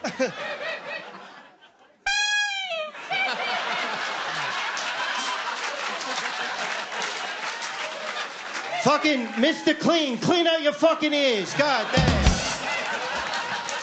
I'm sorry, Tone. I'm sorry.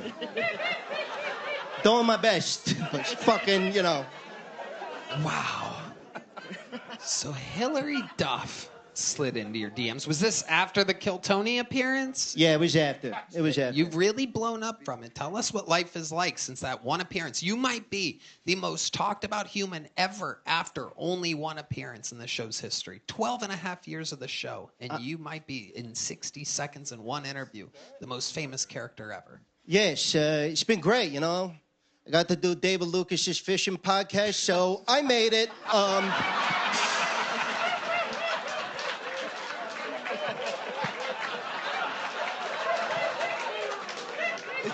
By the way, where the fuck was the trumpet there, guys? Come on.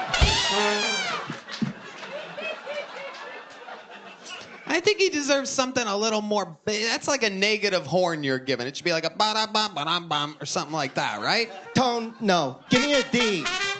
You give him a D. Give him a D. What's a D? I don't. Yeah. Okay. I see it now. I like it. That was a D. That was a D. They nailed that one that time. That was a D. They really did. Wow. So, Timmy No Breaks, where are you originally from?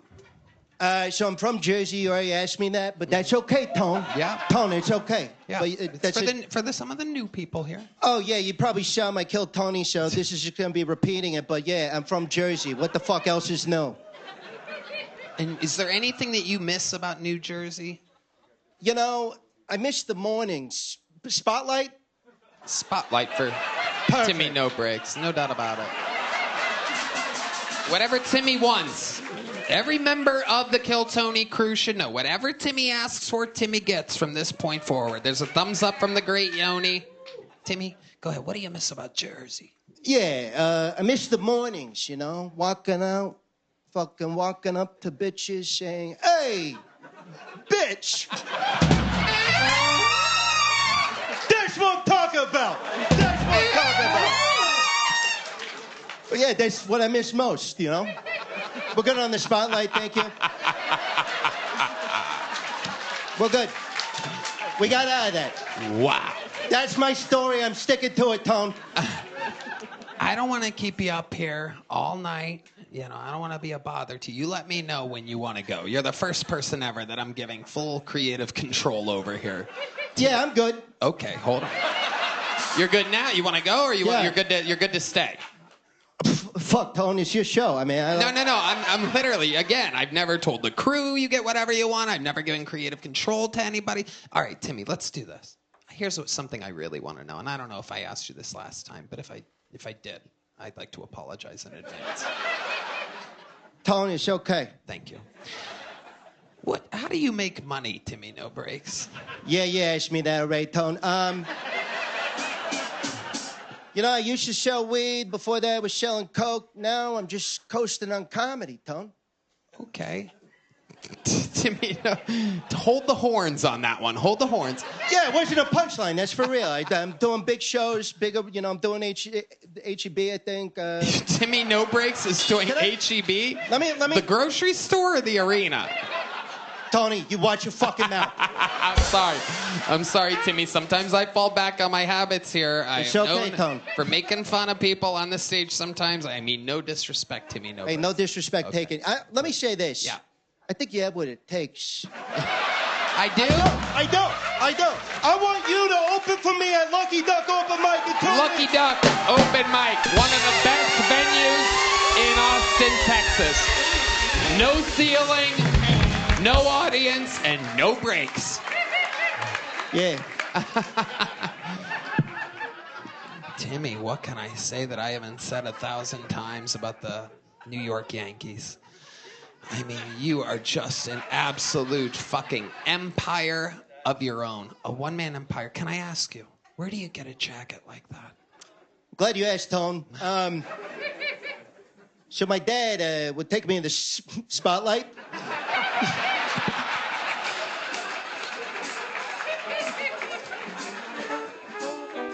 John Deas, let's go.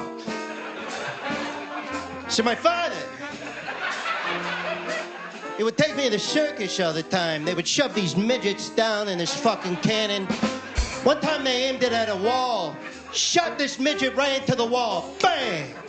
The midget slid down. Some guy put a fucking leather jacket over this midget. I laughed, and I got this at Goodwill.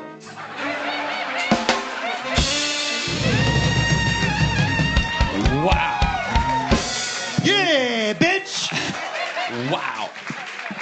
Timmy, I feel like if we keep you up here any longer, I'm going to have to give you a percentage of the royalties of this episode. And I cannot begin to do that. So, I mean, I'm going to, unless there's anything else you'd like to say or do, I'm going to give you, or we could talk about anything you'd like. If you'd like to ask me a question or anything, we could do anything you want. Yeah.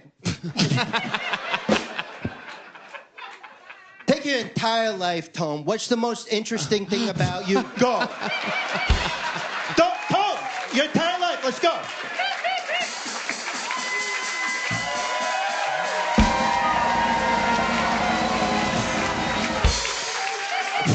Well, I mean, it's a tough question. No, I mean, I guess the most interesting thing about me is probably that I'm... It's not easy, is it, bitch? Yay! Timmy No Breaks, let it be known that at this moment, I am, without a doubt, registering you as officially, without it, even though you don't want it and you don't need it, you are the newest official golden ticket winner of Kill Tony. You can come back anytime you want. The tour de force, the Sultan of 6th Street. Yeah, thanks, Willy Wonka. Absolutely. I am excited to be opening for you at the Lucky Duck Open Mic. I will see you there next, and we'll talk about the future. Ladies and gentlemen, one more time for the great Timmy No Breaks, everybody. Wow. Thank you. Unbelievable. Holy shit. One of those moments you'll never forget. Wow. All right, a bucket pull has to follow that. Not easy, ladies and gentlemen. Not easy. The chatter in the room, for those of you watching the show, is unbelievable. Men are proposing to their girlfriends. This guy's going to do some type of drug right now in the bathroom. There's a lot going on here. The place is in absolute chaos. And it's time for another bucket pull. Make some noise for Isabella Carrozza.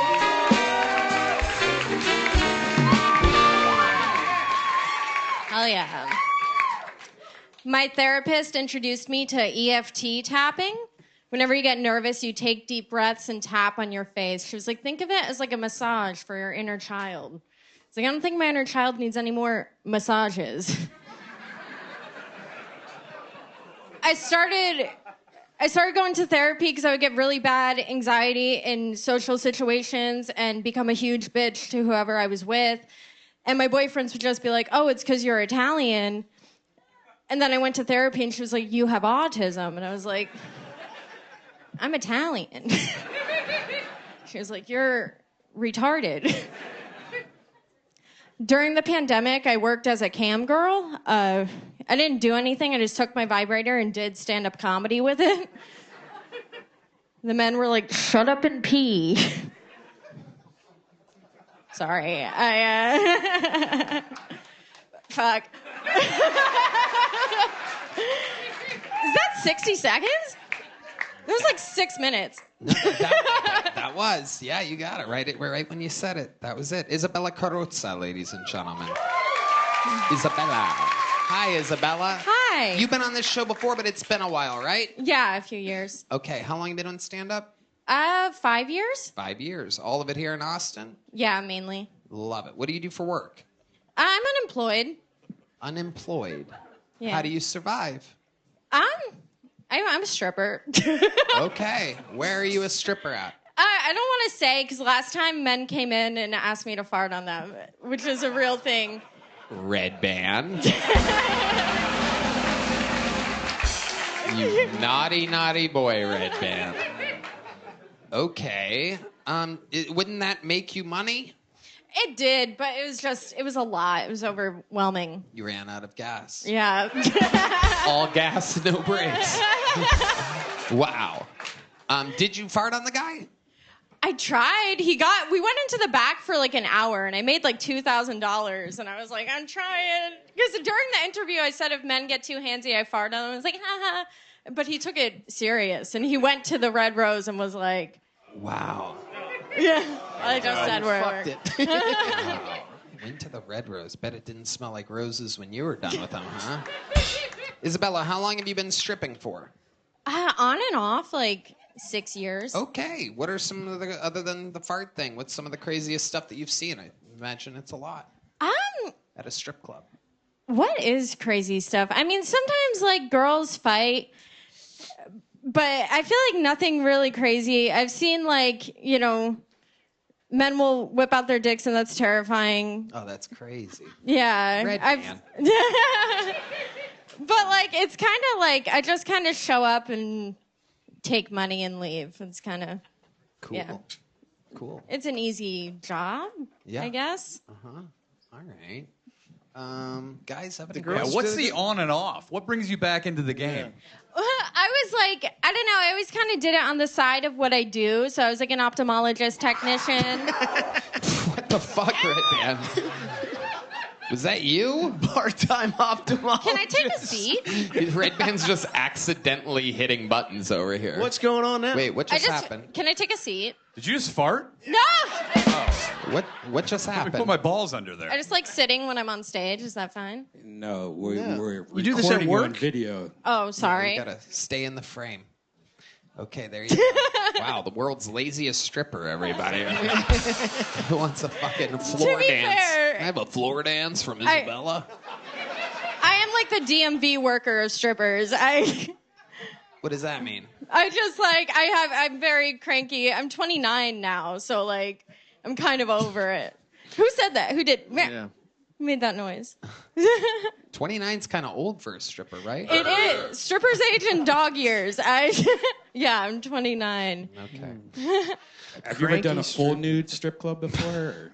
In LA, I did, yeah. Have you ever, cooter balls? You ever do cooter balls? What's cooter balls? Explain to these people what cooter balls are. Our senior strip club correspondent, Brian Redban, is here, ladies and gentlemen. Where they sit there with their legs open, you try to, crumble a ball and like make a basket inside their vagina. I would fucking disgusting, Redban.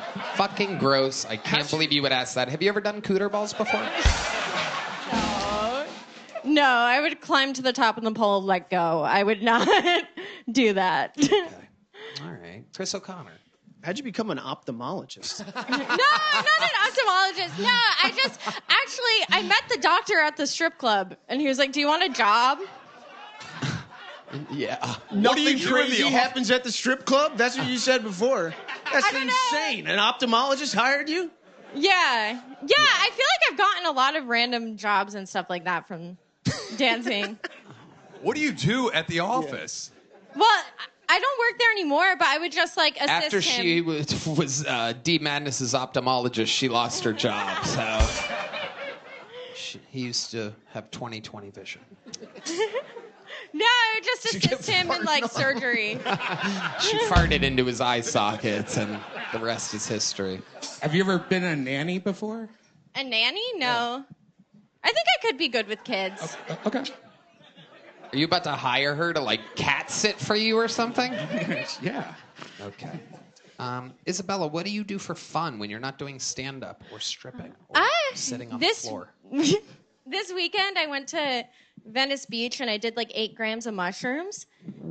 Wow. It was so much fun. Okay. Yeah. So, like, what happens when you're on mushrooms like that? Well, What do you do? In Venice Beach, it's fun. I once did 8 grams of mushrooms and went to the strip club, and that was crazy. I made a lot of money. Did you notice, were you on the beach, obviously, when you did it, or in a place? I was on the beach. Did you notice that when the waves were coming in, that the waves kept going through the sand? No. I was once on mushrooms at a beach, and I saw this shit, and they just keep going, and you realize that it's all just one fucking thing. Anyway, just a quick question. A Mexican I do guy. mushrooms on the beach, too, sometimes. 8 grams? I feel like you're not even seeing the beach. Yeah. Dude. You're in fucking space. Yeah. This guy gave me like a drink, so I like chugged it. And Which is what you should do. Yeah. Yep. And it was a lot of fun. I had like, you know how everybody rollerblades on Venice Beach? Mm-hmm. There was like this Mexican guy like plummeting towards me, and it was like, no, it was just the best time. Oh. It was like, you oh by no. yourself? Yeah, I do that a lot. But now I feel like I hate saying that on Kill Tony because your fans are crazy, and I'm gonna go missing. You sound like one of the fans. Like, wow. I'm He's doing anxious. Where are you guys from? Okay. It's the stripper in you.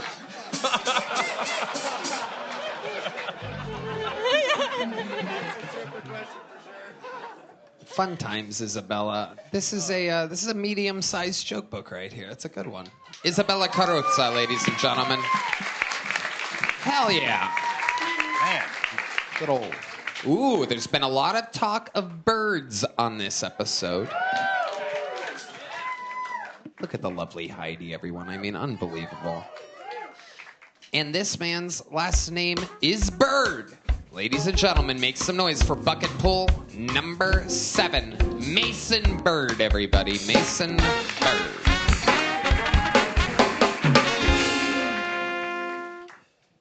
A teenager told me I look like a school shooter the other day that shoots insulin instead of bullets. He was like, your least favorite part of a school shooting would be missing lunch. It better not be pizza day, dude. I swear to God. I feel like the only way I can personally relate to Rosa Parks is when I'm walking through the center of an airplane and everyone's staring at me like, that motherfucker better not sit next to me, dude.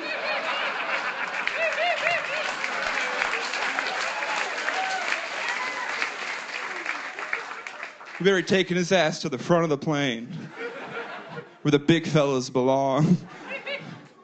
No, I get it though. Like, I saw a dude fatter than me walking through the airport, and I was like, that motherfucker better not get on my plane, dude.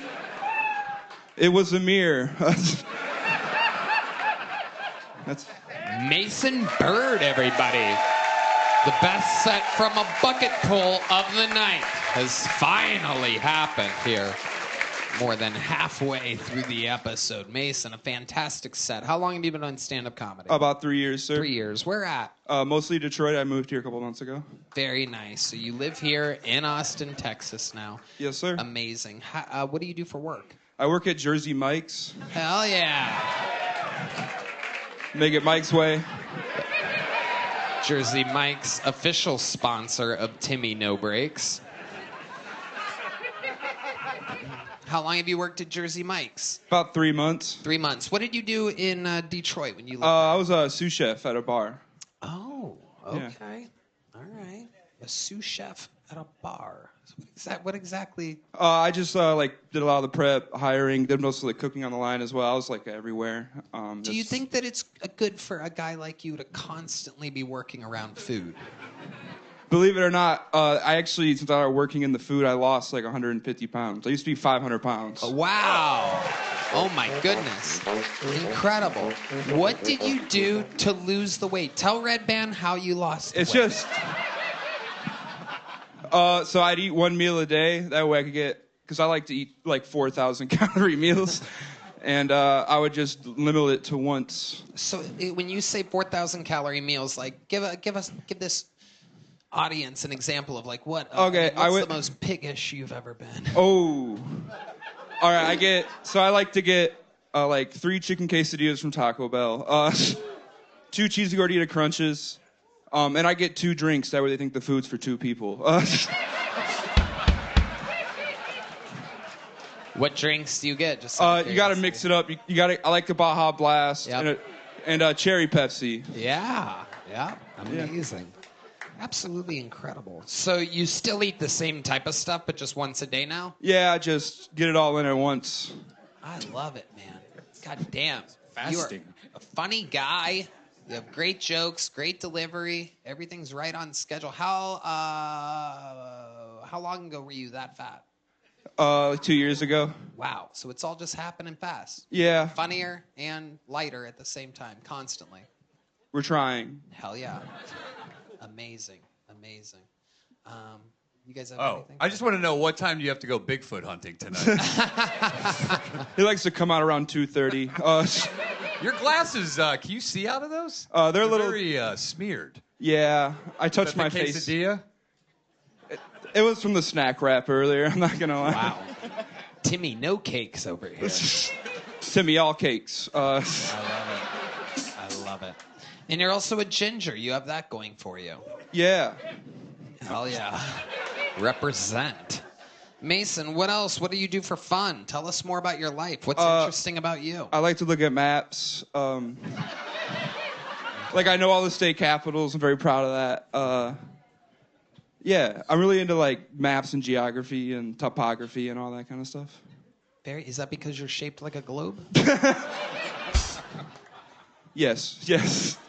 Perfect. What got you into maps? I've just always been super, there was a Nat Geo thing when you were a kid, and I was super into that, answering history questions and maps and stuff like that. Okay. Other than maps, what else are you into? That's fair.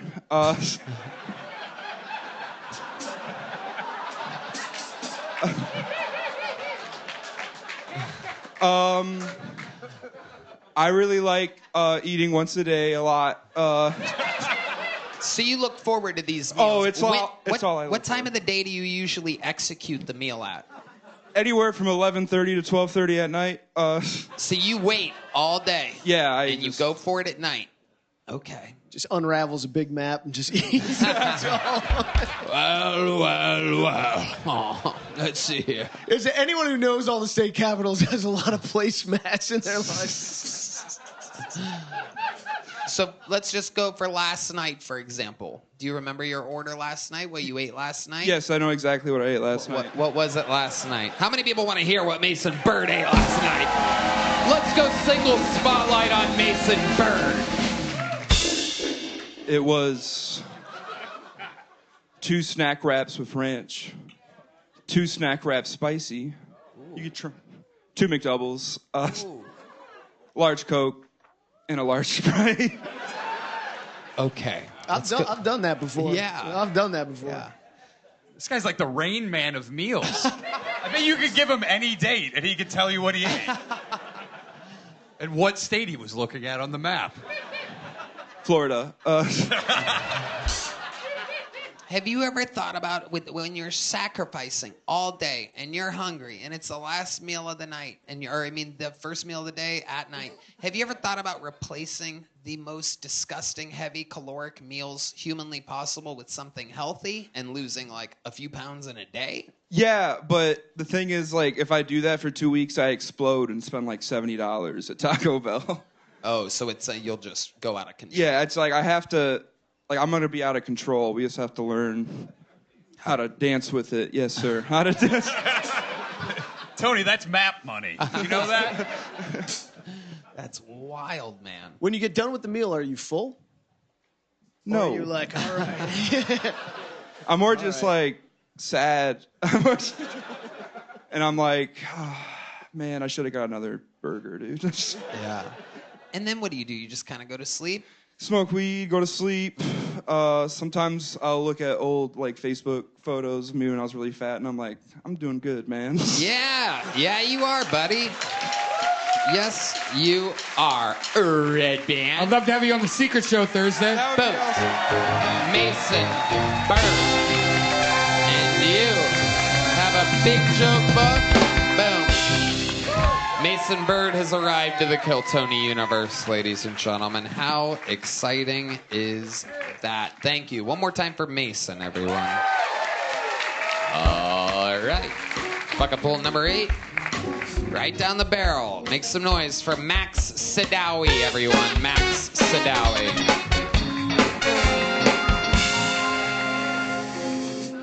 Thank you. As you heard, my name is Max. It's not short for anything. I think my parents knew I was going to be stupid. They took one look at me. They said, 3 letters. It's enough. I got an older brother. His name's Nathaniel. Yeah, I Googled his name because I'm petty like that. Found out Nathaniel translates to gift from God. Beautiful, no? Fuck him. Because then I checked my name. My name is the #1 name in the world for dogs. You know how many times I meet a girl, introduce myself, just for her to say, oh my God, that's my dog's name. It's not a good thing. She's not like, oh my God, that's my dog's name. Let's go back to my place. We'll do it doggy. Maybe in my imagination, she'd be doing that. She'd be like, who's a good boy? What else about me? I'm Jewish. Yeah, none of you look surprised. I get it. Nobody was falling out of their chair right now. No one was like, whoa, this guy's Jewish? Thought he was Swedish. Maybe Irish. Maybe Andrew Tate. I'm aware I have a mirror. It's not my... All right, that's my time. Thank you so much. Max Sadawi, everybody. Am I saying that right, Sadawi? You're honestly probably the first person to ever get my last name right. Thank so you thank so you. much. Indeed. Thank you. I mean, I get to open for Timmy No Breaks this week, so I'm very excited about it. I have a new era of confidence around me. Max, welcome. Stand-up's a newer thing for you. How long you been doing it? I'd like to say I just moved to Austin, so recently 2 months, but I was doing it abroad for a while. Okay. But not like consistent like I'm doing it now. Okay. All right. And when you say abroad, where were you doing it? I was living in Thailand for a bit. Oh boy. There we go. All right. Wow. Yeah. Okay. What made you want to hang out in Thailand for a while? What could possibly be there? Fewer Maxes. Fewer Maxes. No. Wasn't the plan. It just kind of happened during COVID. Mm-hmm. Yeah. You went during COVID? Right before, actually. I was traveling Southeast Asia. Uh-huh. And then global pandemic hit. And you just stayed in? Just... Wow. So tell us about that. Tell us about your adventures. Okay. So January 8th, 2020, I landed in Southeast Asia. I remember the date. Wow. And I was in... I can't think of like that's about the worst time to land in Southeast Asia. Oh, Tony, it was amazing. Oh, you liked it? It was great. Okay. Yeah, I was traveling. So how soon until you started fucking little boys? Little boys, lady boys, whatever. No. Something went down there. Let's talk about it, Max. It's okay. Your parents are watching. Never fucked a lady boy, Tony. I know. How long were you in Thailand for? 5 years. Okay. I'm going to ask you one more fucking time. What's your lady boy body count? No one ever believes me. I get it. Okay. No one ever Did you believes think me. about it? You thought about it? Oh, you think about it. Some of them are gorgeous. But that's a tell. right, Telling we'll you that's a tell. we're getting somewhere. I know it's a lady boy because gorgeous women don't come up to me like that. John Deas has a question. John, would you like to ask it in the microphone? I like the way you ask it. Just say it the way you just said it. Are you gay, dog? Perfect. Nailed it. I get called gay a lot in Austin. Me too, buddy. But are you? Are you gay? I'm not gay, no. You're not gay. Okay. What's the gayest thing you've ever done? Other than sound like that. and fuck ladyboys in Thailand and then lie about it for the rest of your life. Oh, shit. The gayest thing I've ever done. I was finger up the butt. Count as gay? Your own or your dad's? Jesus, your dad. Redban. Okay. Max, what do you do for work? So I was working as a scuba diving instructor. Mm-hmm. That's what I was doing over there. Super gay. Super gay. Super gay. Under the sea. Under the sea. Fuck all the dicks. Under the sea. Okay, what made you stop being a scuba diving instructor? Man, trying to take comedy more serious, so came down here. This is where all the hype is at. So you stopped being a scuba diving instructor to come do comedy in Austin, Texas? Yes. Is that what you were doing in Thailand? Being a scuba diving instructor? Yeah, when you weren't inside of... Yeah, that's what I was doing in Thailand. Okay. Pulled that respirator right out of his mouth when he got into comedy. Okay, Max, craziest thing that ever happened to you while scuba diving? Or instructing scuba diving? I fucked this lady boy. It's not gay if it's underwater. Come here, you little mermaid. Is that where you got finger in your ass? Yeah. If we were getting honest, I did fuck underwater, actually. That is something did? I did. Yeah, it's called the 10-meter club. Wow, tell us about that. How does that go down exactly? Yeah, so you got to find somewhere where it's like sandy, so there's no like corals or anything. Sure, yeah, right? Yeah. And basically just put some extra weight than you normally would to get down there, and make sure you're not wearing a wetsuit. Wow. And once you get down there, you're basically doing a doggy. And you're doing it with the respirator on and everything. Oh, yeah. Yeah. This is like when Redban fucks with his sleep apnea mask on.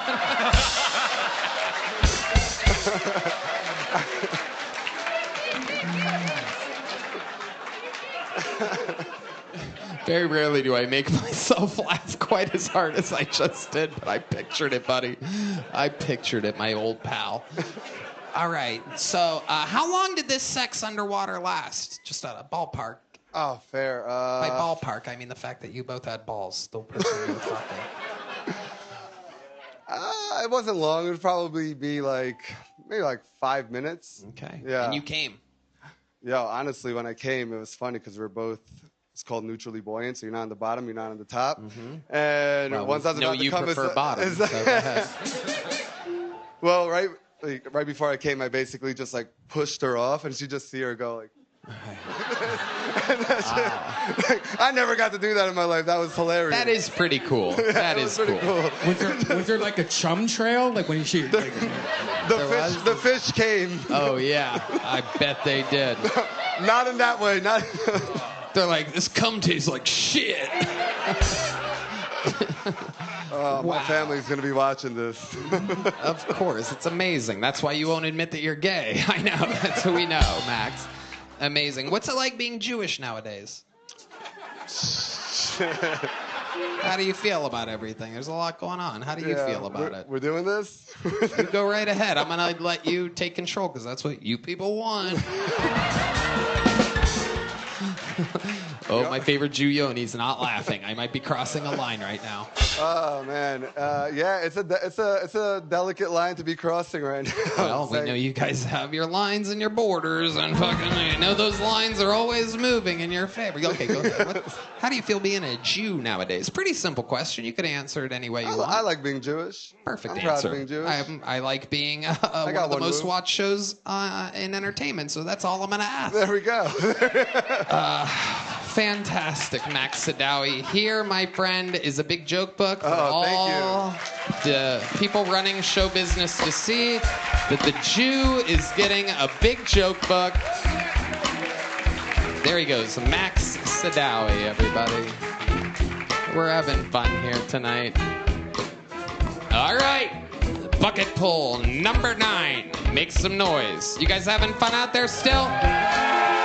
Make some noise for Micah Brown, everybody. Micah Brown.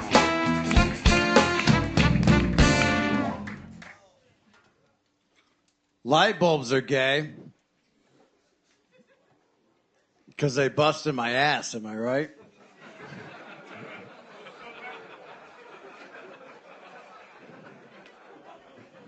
Anal's a lot like surgery. Have you guys noticed this? Anal is a lot like surgery. You got to wash your hands all the way down to your elbows. You got to prep. You can't eat the day before. My surgeon hates it when I eat before we do anal, dude. Fucking hates it.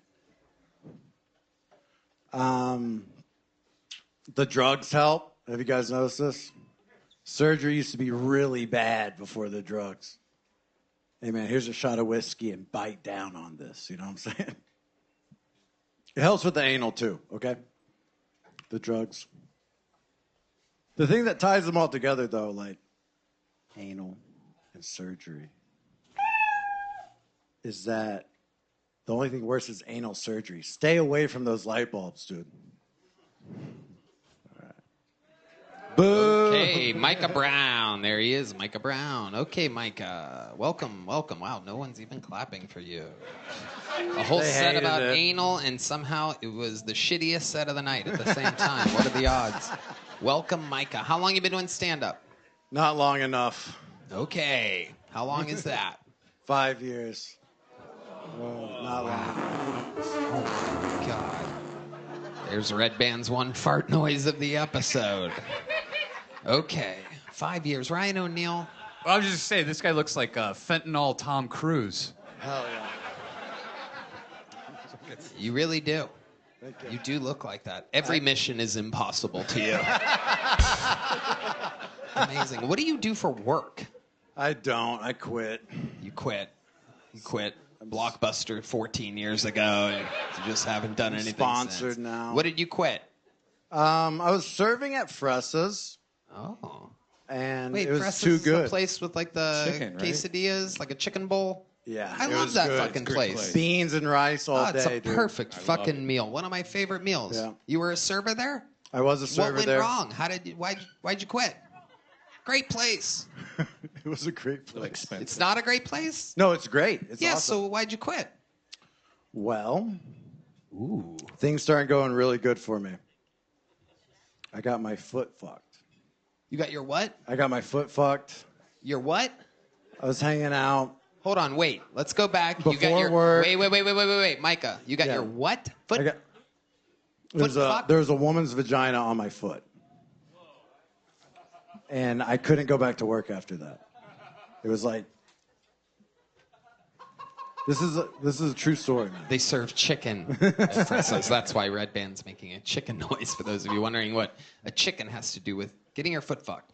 So let's slow it down. Let's slow it down. So what exactly happened here? How does a woman's vagina end up on your foot while you're serving tables at Fressa's? Supposed to go to work, hanging out with a friend. Well, why would you hang out with a friend at work? Oh, you hang out with a Before friend work, instead of before work. work, Got it. before work. Got it. I was, things were going good. Look at me. Stop looking down. Okay. Go ahead. Man, it was really fun.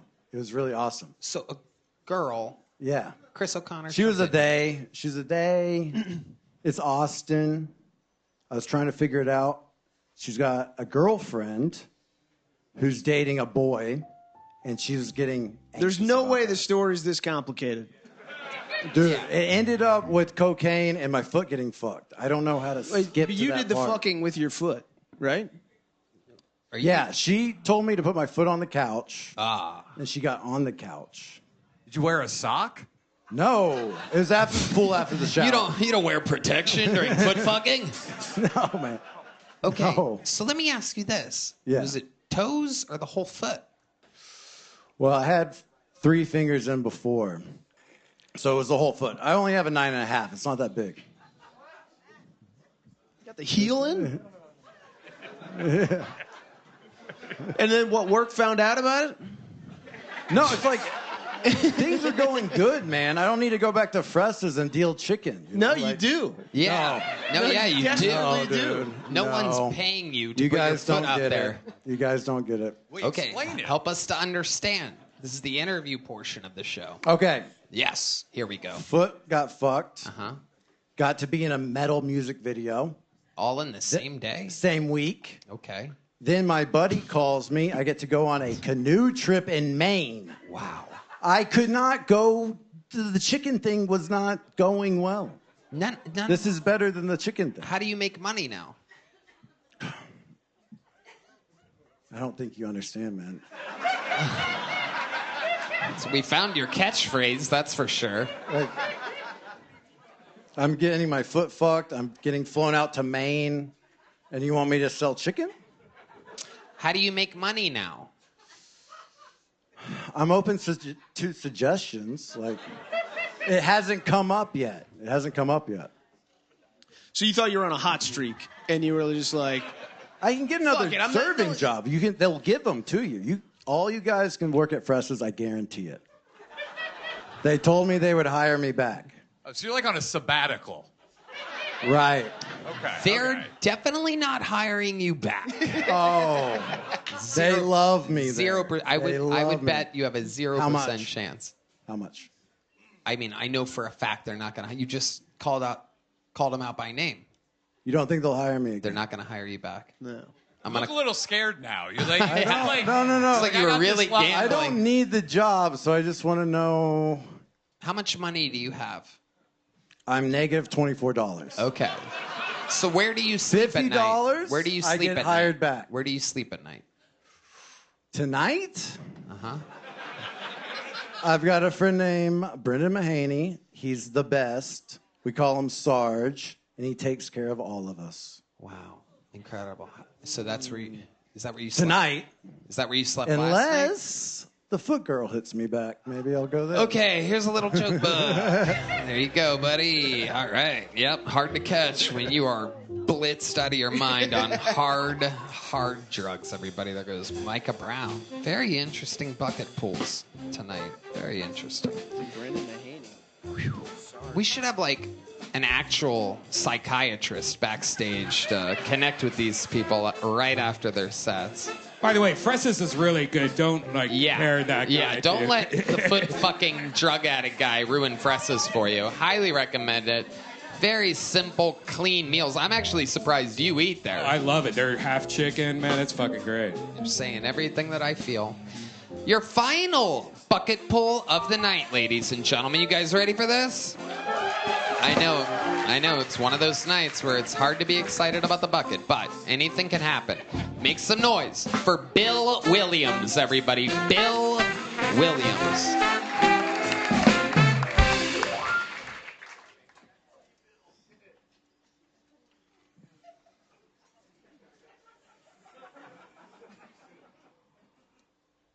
I like watching murder shows. You know, like true crime, forensic files, stuff like that.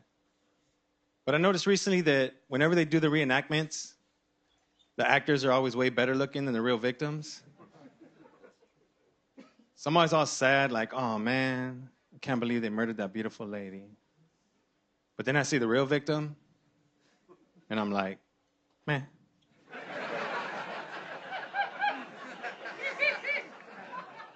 It's all good. I'm dating, and dating's hard. The other day, I saw this gorgeous woman sitting at a bar. I walked up to her and said, "You're stunning. You must work out all the time." She said, "No, and I'm a mom." I said, "Wow, you don't even look like you had kids." She said, "If I told you that this body gave birth to 5 children, what would you say?" So I said, "Goodbye."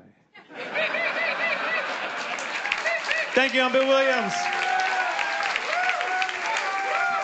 Bill Williams, fantastic. I like your style. I like your delivery. I like the whole thing that you're working with here. How long you been doing stand-up? 1 year. 1 year. Wow. Yes, sir. Where at? All San Antonio. San Antonio. Yes, That's sir. where you're from? Yes, sir. Hell yeah. Amazing. Fuck yeah, Bill. You perform a lot. You do a lot of like mics in San Antonio. A lot of mics. My first year, I did 305. I see. I had a fucking feeling. Some people say they do this 3, 4, 5, 6, 7 years, and they're doing it maybe once a week, maybe twice a week. You know, that shit adds up fast. I could literally tell that you've been fucking actually working at it. What do you do for work? Nothing. Jesus, wow. This is. That's why I had so much time to hit mics. That's why we're in a deficit right now. Not a lot of tax-paying, contributing Food stamps and citizens unemployment. in the Hit it up. country right now. How long have you been unemployed for, Bill? A year. Like, I lost my truck driving job and I just hit it hard. How did you lose your truck driving job? They found a beer bottle in my truck. Yeah, I had a feeling. And then a week later, I got a DWI, so I couldn't drive anymore. Wow. Yeah. Yep, that happens. Are you a Native American? No, there is some Native American in my family, but mostly Mexican, white, Spanish, right? A whole bunch of mix. Okay, awesome. Like Comanche? Do you know what kind of Indian? I don't know. No. You don't know what kind of I Indian? have no idea. You seem like I could picture you on a horse, like riding sideways with an arrow, but that's kind of racist to say. But no, it's all good. Not really, because you do look like that. Have you ever dressed up like a Native American for Halloween, perhaps, or something like that? Hi, yeah. There he is. Where's Sarah Sloan? Is Sarah Sloan here? She's out there. Sarah Sloan? She's at Shakespeare's. Oh, okay. Well, she does a great horse impression. Oh, yeah, I've heard it. It's all good. Bill, what do you do for fun? I mean, really, this is all I do is comedy. Like, But you like to drink a lot, right? Not anymore. I had to quit because of DWI, you know. So. But you already lost your job. Shouldn't you just double down on that shit? Yeah, but I was on probation. They made me do a breathalyzer. Okay. Like I had to blow into that machine. So you're not drinking anymore. Yeah, I'm not drinking anymore. Right. Yeah. Okay. What else do you do other than comedy? What else are you into? I mean, that's it. I got a bunch of kids and a couple grandkids now. So. Oh, wow. Yeah, How many kids do you have? 5 kids. Oh, I'm out of here. 5 kids. Yes, sir. Incredible. How old are they? The youngest is 17, and then they're 18, 21, 24, 27. How old are you? 45. Wow. Look at you. You're killing it. You look better than all the 20-some-year-olds that were on the show. We had a stripper up here earlier that looked 55. Incredible. Incredible, Bill. Yes, sir. Wow. Amazing. So what's it like raising kids? Tell us what some crazy shit you've been through as a father, as a Native American father. I mean, they're pretty chill. Like, I was kind of crazy growing up, and they always said, like, you're going to see when you get older, but my kids are chill. They're amazing. When you say you were crazy as a kid, what do you mean? What are some of the things you would do? When I was 16, I stole a Lexus from the Institute of Texan Cultures. Nice. Yeah.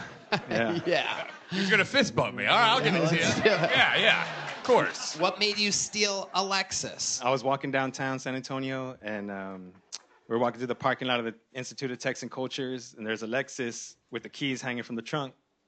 And so that was it. Hell yeah. And where did you take this car? What did you do? Man, we were dumb. You know, we're 16. We thought we drove around for 3 days, first of all. Wow. Picking up our friends, going cruising. Wow. And then we were driving around the east side of San Antonio, like, thinking we're going to find a chop shop, like we even know where that's at. And we got pulled over. The cops chased us. My friend was driving at that time. He took off, hit a tree. We all jumped out, started jumping fences. The driver got away. They caught me and the other guy. We spent 2 weeks in juvenile. Wow. Yeah. Good times. Amazing. How many kids did you have at that time? 0. Okay. Are you still with the baby mama? No. Okay. How long have you been separated from her? Since 2013, I think. Okay. Or separated before that, but divorced 2013. How often do you get to see your kids? All the time. My 2 youngest boys live with me. Oh, cool. Yeah. Awesome. Yeah. That's amazing. So you're like a real active father Real while as also dad. chasing your dreams and being very funny. Yep, thank you. How many minutes do you think you've accumulated in this year with 300 some sets under your belt? About 25 minutes. About 25 minutes. Amazing. I find you to be incredibly hilarious. Thank you. I'd love to have you on the Secret Show Thursday. Hell yeah. Where's Sarah Sloan at? Give me Sarah Sloan. Where's she at? Sarah, come out here real quick. The great Sarah Sloan, everybody. Kill Tony royalty.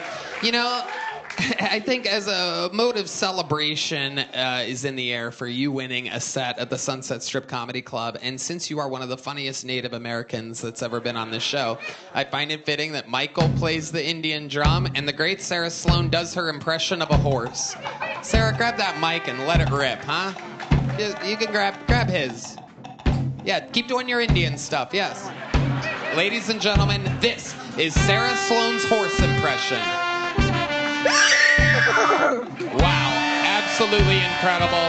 Sarah Sloan, Bill Williams. Bill, you're leaving here with a true Native American leather joke book. Yeah. One of the greatest Native American comedians in Kill Tony history. Bill Williams, everybody. There he goes. That guy needs to do an Indian job dance. Yes. Fucking 5 kids. He could make it rain. Bill Williams, and now we've come to a part of the show. Now, I'm going to tell you right now, I'm going to be honest with you. William Montgomery is out for the night, everybody. However, just when you think there's no way to possibly put a ribbon on an episode like this, I must tell you that there is one more performer, one more regular that is going to do a brand new set for you. Fresh off of sold-out theaters almost every weekend, absolutely smashing the universe. I watched him do a long set last night on a Sunday when everybody else is off and it's nothing but up-and-comers. This guy's here doing long sets, going over notes. He literally works more and harder than any other comedian I know because he is trying to become an American citizen. But yet still, he remains the Estonian assassin. This is Ari Matti.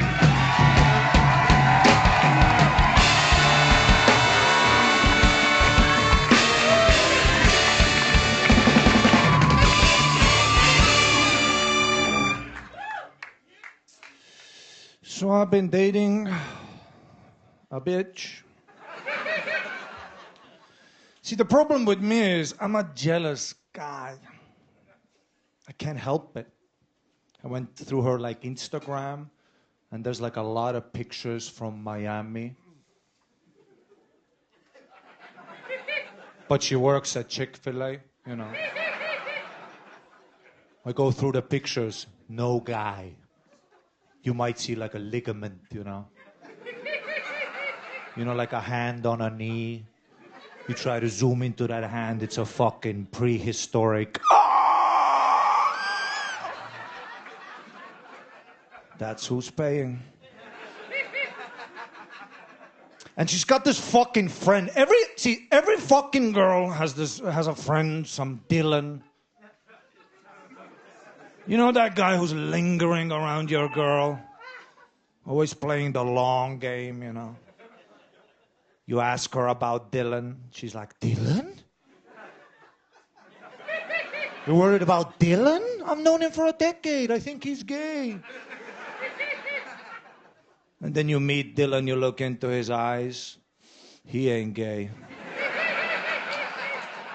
He's on the bench, fucker.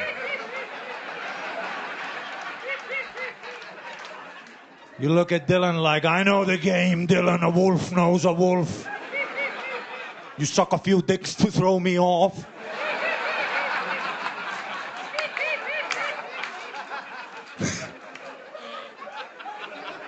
All of a sudden, you're eating my girl's pussy. You're like, oh my God, isn't this crazy? So the only thing to do, next week, I'm sucking Dylan off. Just to see if it's true. Thank you so much. Thank you. Unbelievable. Unbelievable. Let the record show that is 2 minutes and 5 seconds. Once again, Ari Matti doing double work, overperforming, absolutely hysterical.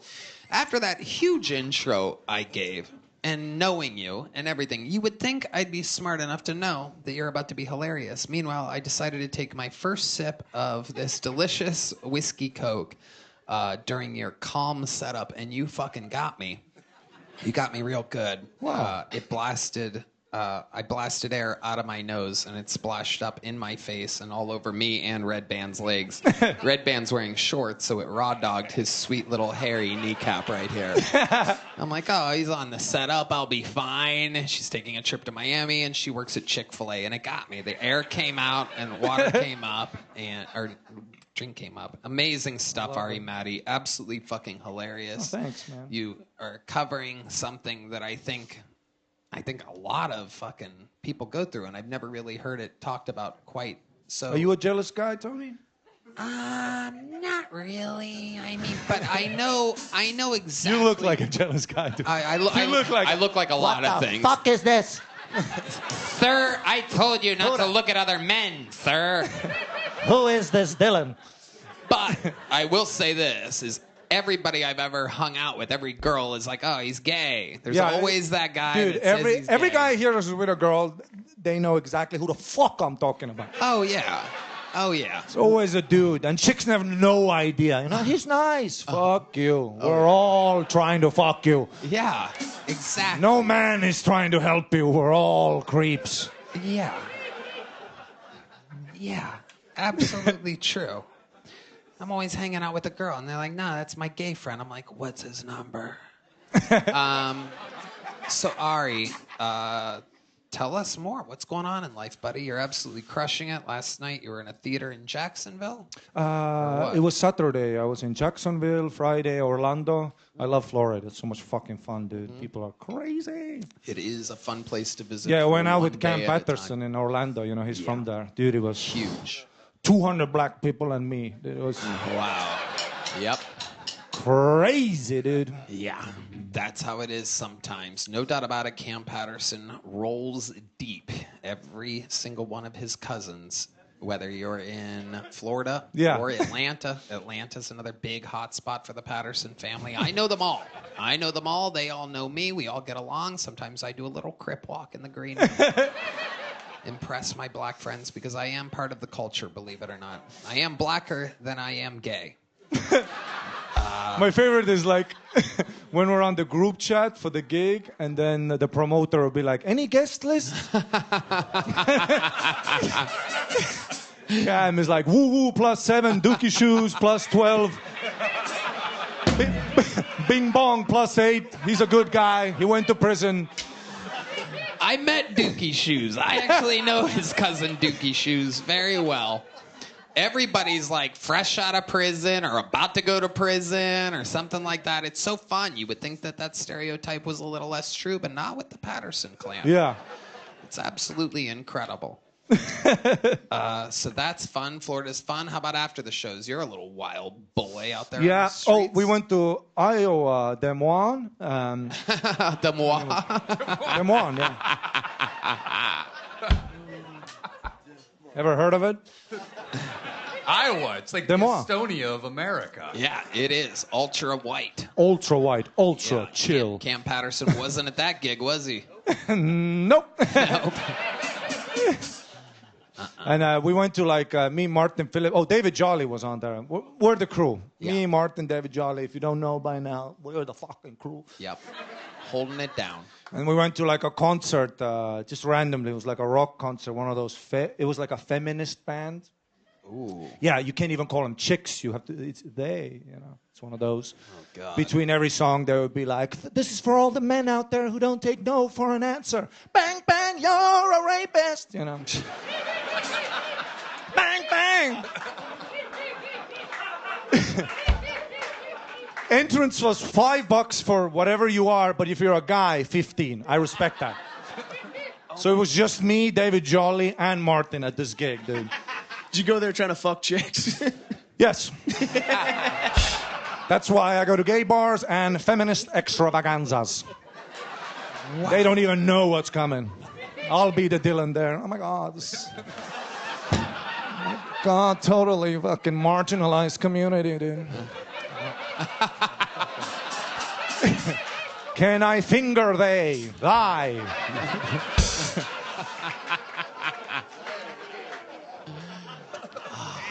And then while they're rocking out this feminist extravaganza, while me and David Jolly were there, Martin was meeting us there, because, he takes time to get to places. I ain't got time to fucking wait for this fucking...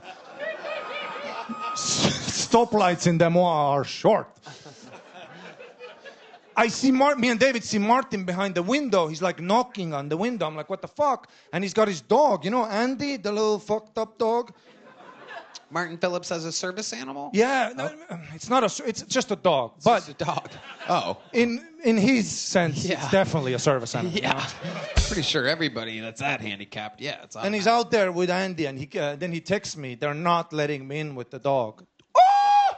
You should have seen me, dude. Full Karen. I go straight to the manager.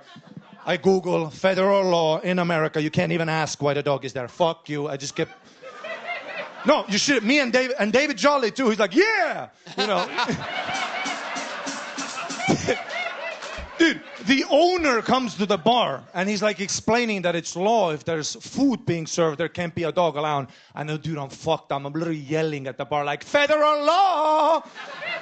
David's in the back showing the gun. We're fucking. If the feminists on stage only knew the work I've done. And I got that motherfucking dog in, dude. Yeah! I love it. You are a legend and... Ari Matti. And also... Hello, Ryan O'Neal. And also... Does anybody remember the time I went to Florida? I went to Tito Ortiz's bar. And I needed my fucking belt for the fucking raffle. That's right. Remember when Tito Ortiz fucked me? Yeah. And you know me, dog. I'm getting my fucking belt. So, Heidi, can you bring out my fucking belt? Oh, wow. He won the Tito Ortiz. Tito Ortiz, where you at? Wow. That is incredible. How'd you end up getting it? Actually, Tito sent it to me. He's a very nice guy. He said... He's a very nice guy. He literally told me, you gotta stop Kill Tony people from coming in and calling me a liar and a thief and a scammer. No, he said it's a whole thing. People, groups and groups. Fuck you, Tito, liar. Where's the belt? I love that. That's the Kill Tony world. You're fuck with us. Damn right. Very rarely do I sick the Kill Tony universe on anybody. So, Tito, good job playing along. Fantastic stuff. You are indeed the reigning defending Kill Tony champion of the world as well. Ari Matti, ladies and gentlemen, the force of nature, the Estonian assassin. The drawing from Ryan J. Ebald is in. How loud can you guys get for my fantastic fucking guest tonight? Chris O'Connor is in Cleveland, August 15th and 16th at Hilarities. Go to chrisoconnor.com or go to the link that's at Chris O'Connor Comedy. Connor with the last two letters being O-R. Speaking of O-R, that's the first room I ever performed in my entire history of stand-up comedy at the Comedy Store. And the first MC to bring me up, the first comedy show I ever saw in my life was hosted by, one more time, Ryan O'Neal, everybody. With 2 L's at the end. Go check out Slop Quest. The podcast is available everywhere. Yeah, absolutely. And check him out at Ryan O'Neal with 2 L's comedy.com. Thank you to Blue Chew, ZipRecruiter, and Shopify. One more time for the best damn band in the land. Let's see what Chris Rogers drew tonight, everybody, while we all said, wow, that's fucking amazing. Cam Patterson on like some type of little boat. Absolutely fucking amazing. That looks great. Local artist, Chris Rogers. Follow him at Chris Rogers Art, right? On social media, yep. Redban. Check out the Sunset Strip Comedy Club. Brian Callen has a new improv show Wednesdays, sunsetstripatx.com. Love you guys. We're doing it. We're really doing it, Redban. We're living the dream.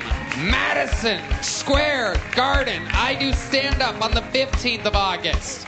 We do Kill Tony for the 3rd time at at Madison Square Garden, August 16th. When I go to Madison Square Garden, crazy stuff tends to happen. I don't know if you guys know about this, but it's a very, I have an amazing history at that venue. A lot of other fun stuff happening. I'm doing stand-up everywhere, getting ready for a big special taping at the end of September. So check me out doing stand-up. I promise you, it's very, very good. And that is about it. Did you guys have fun tonight?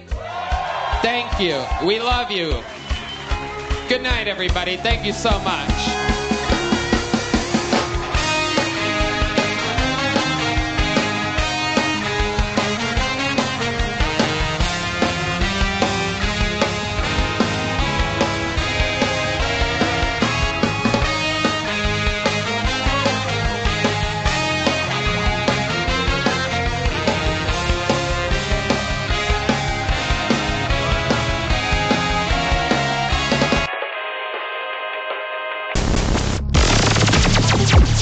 The Sunset Strip Comedy Club in Austin, Texas is now open.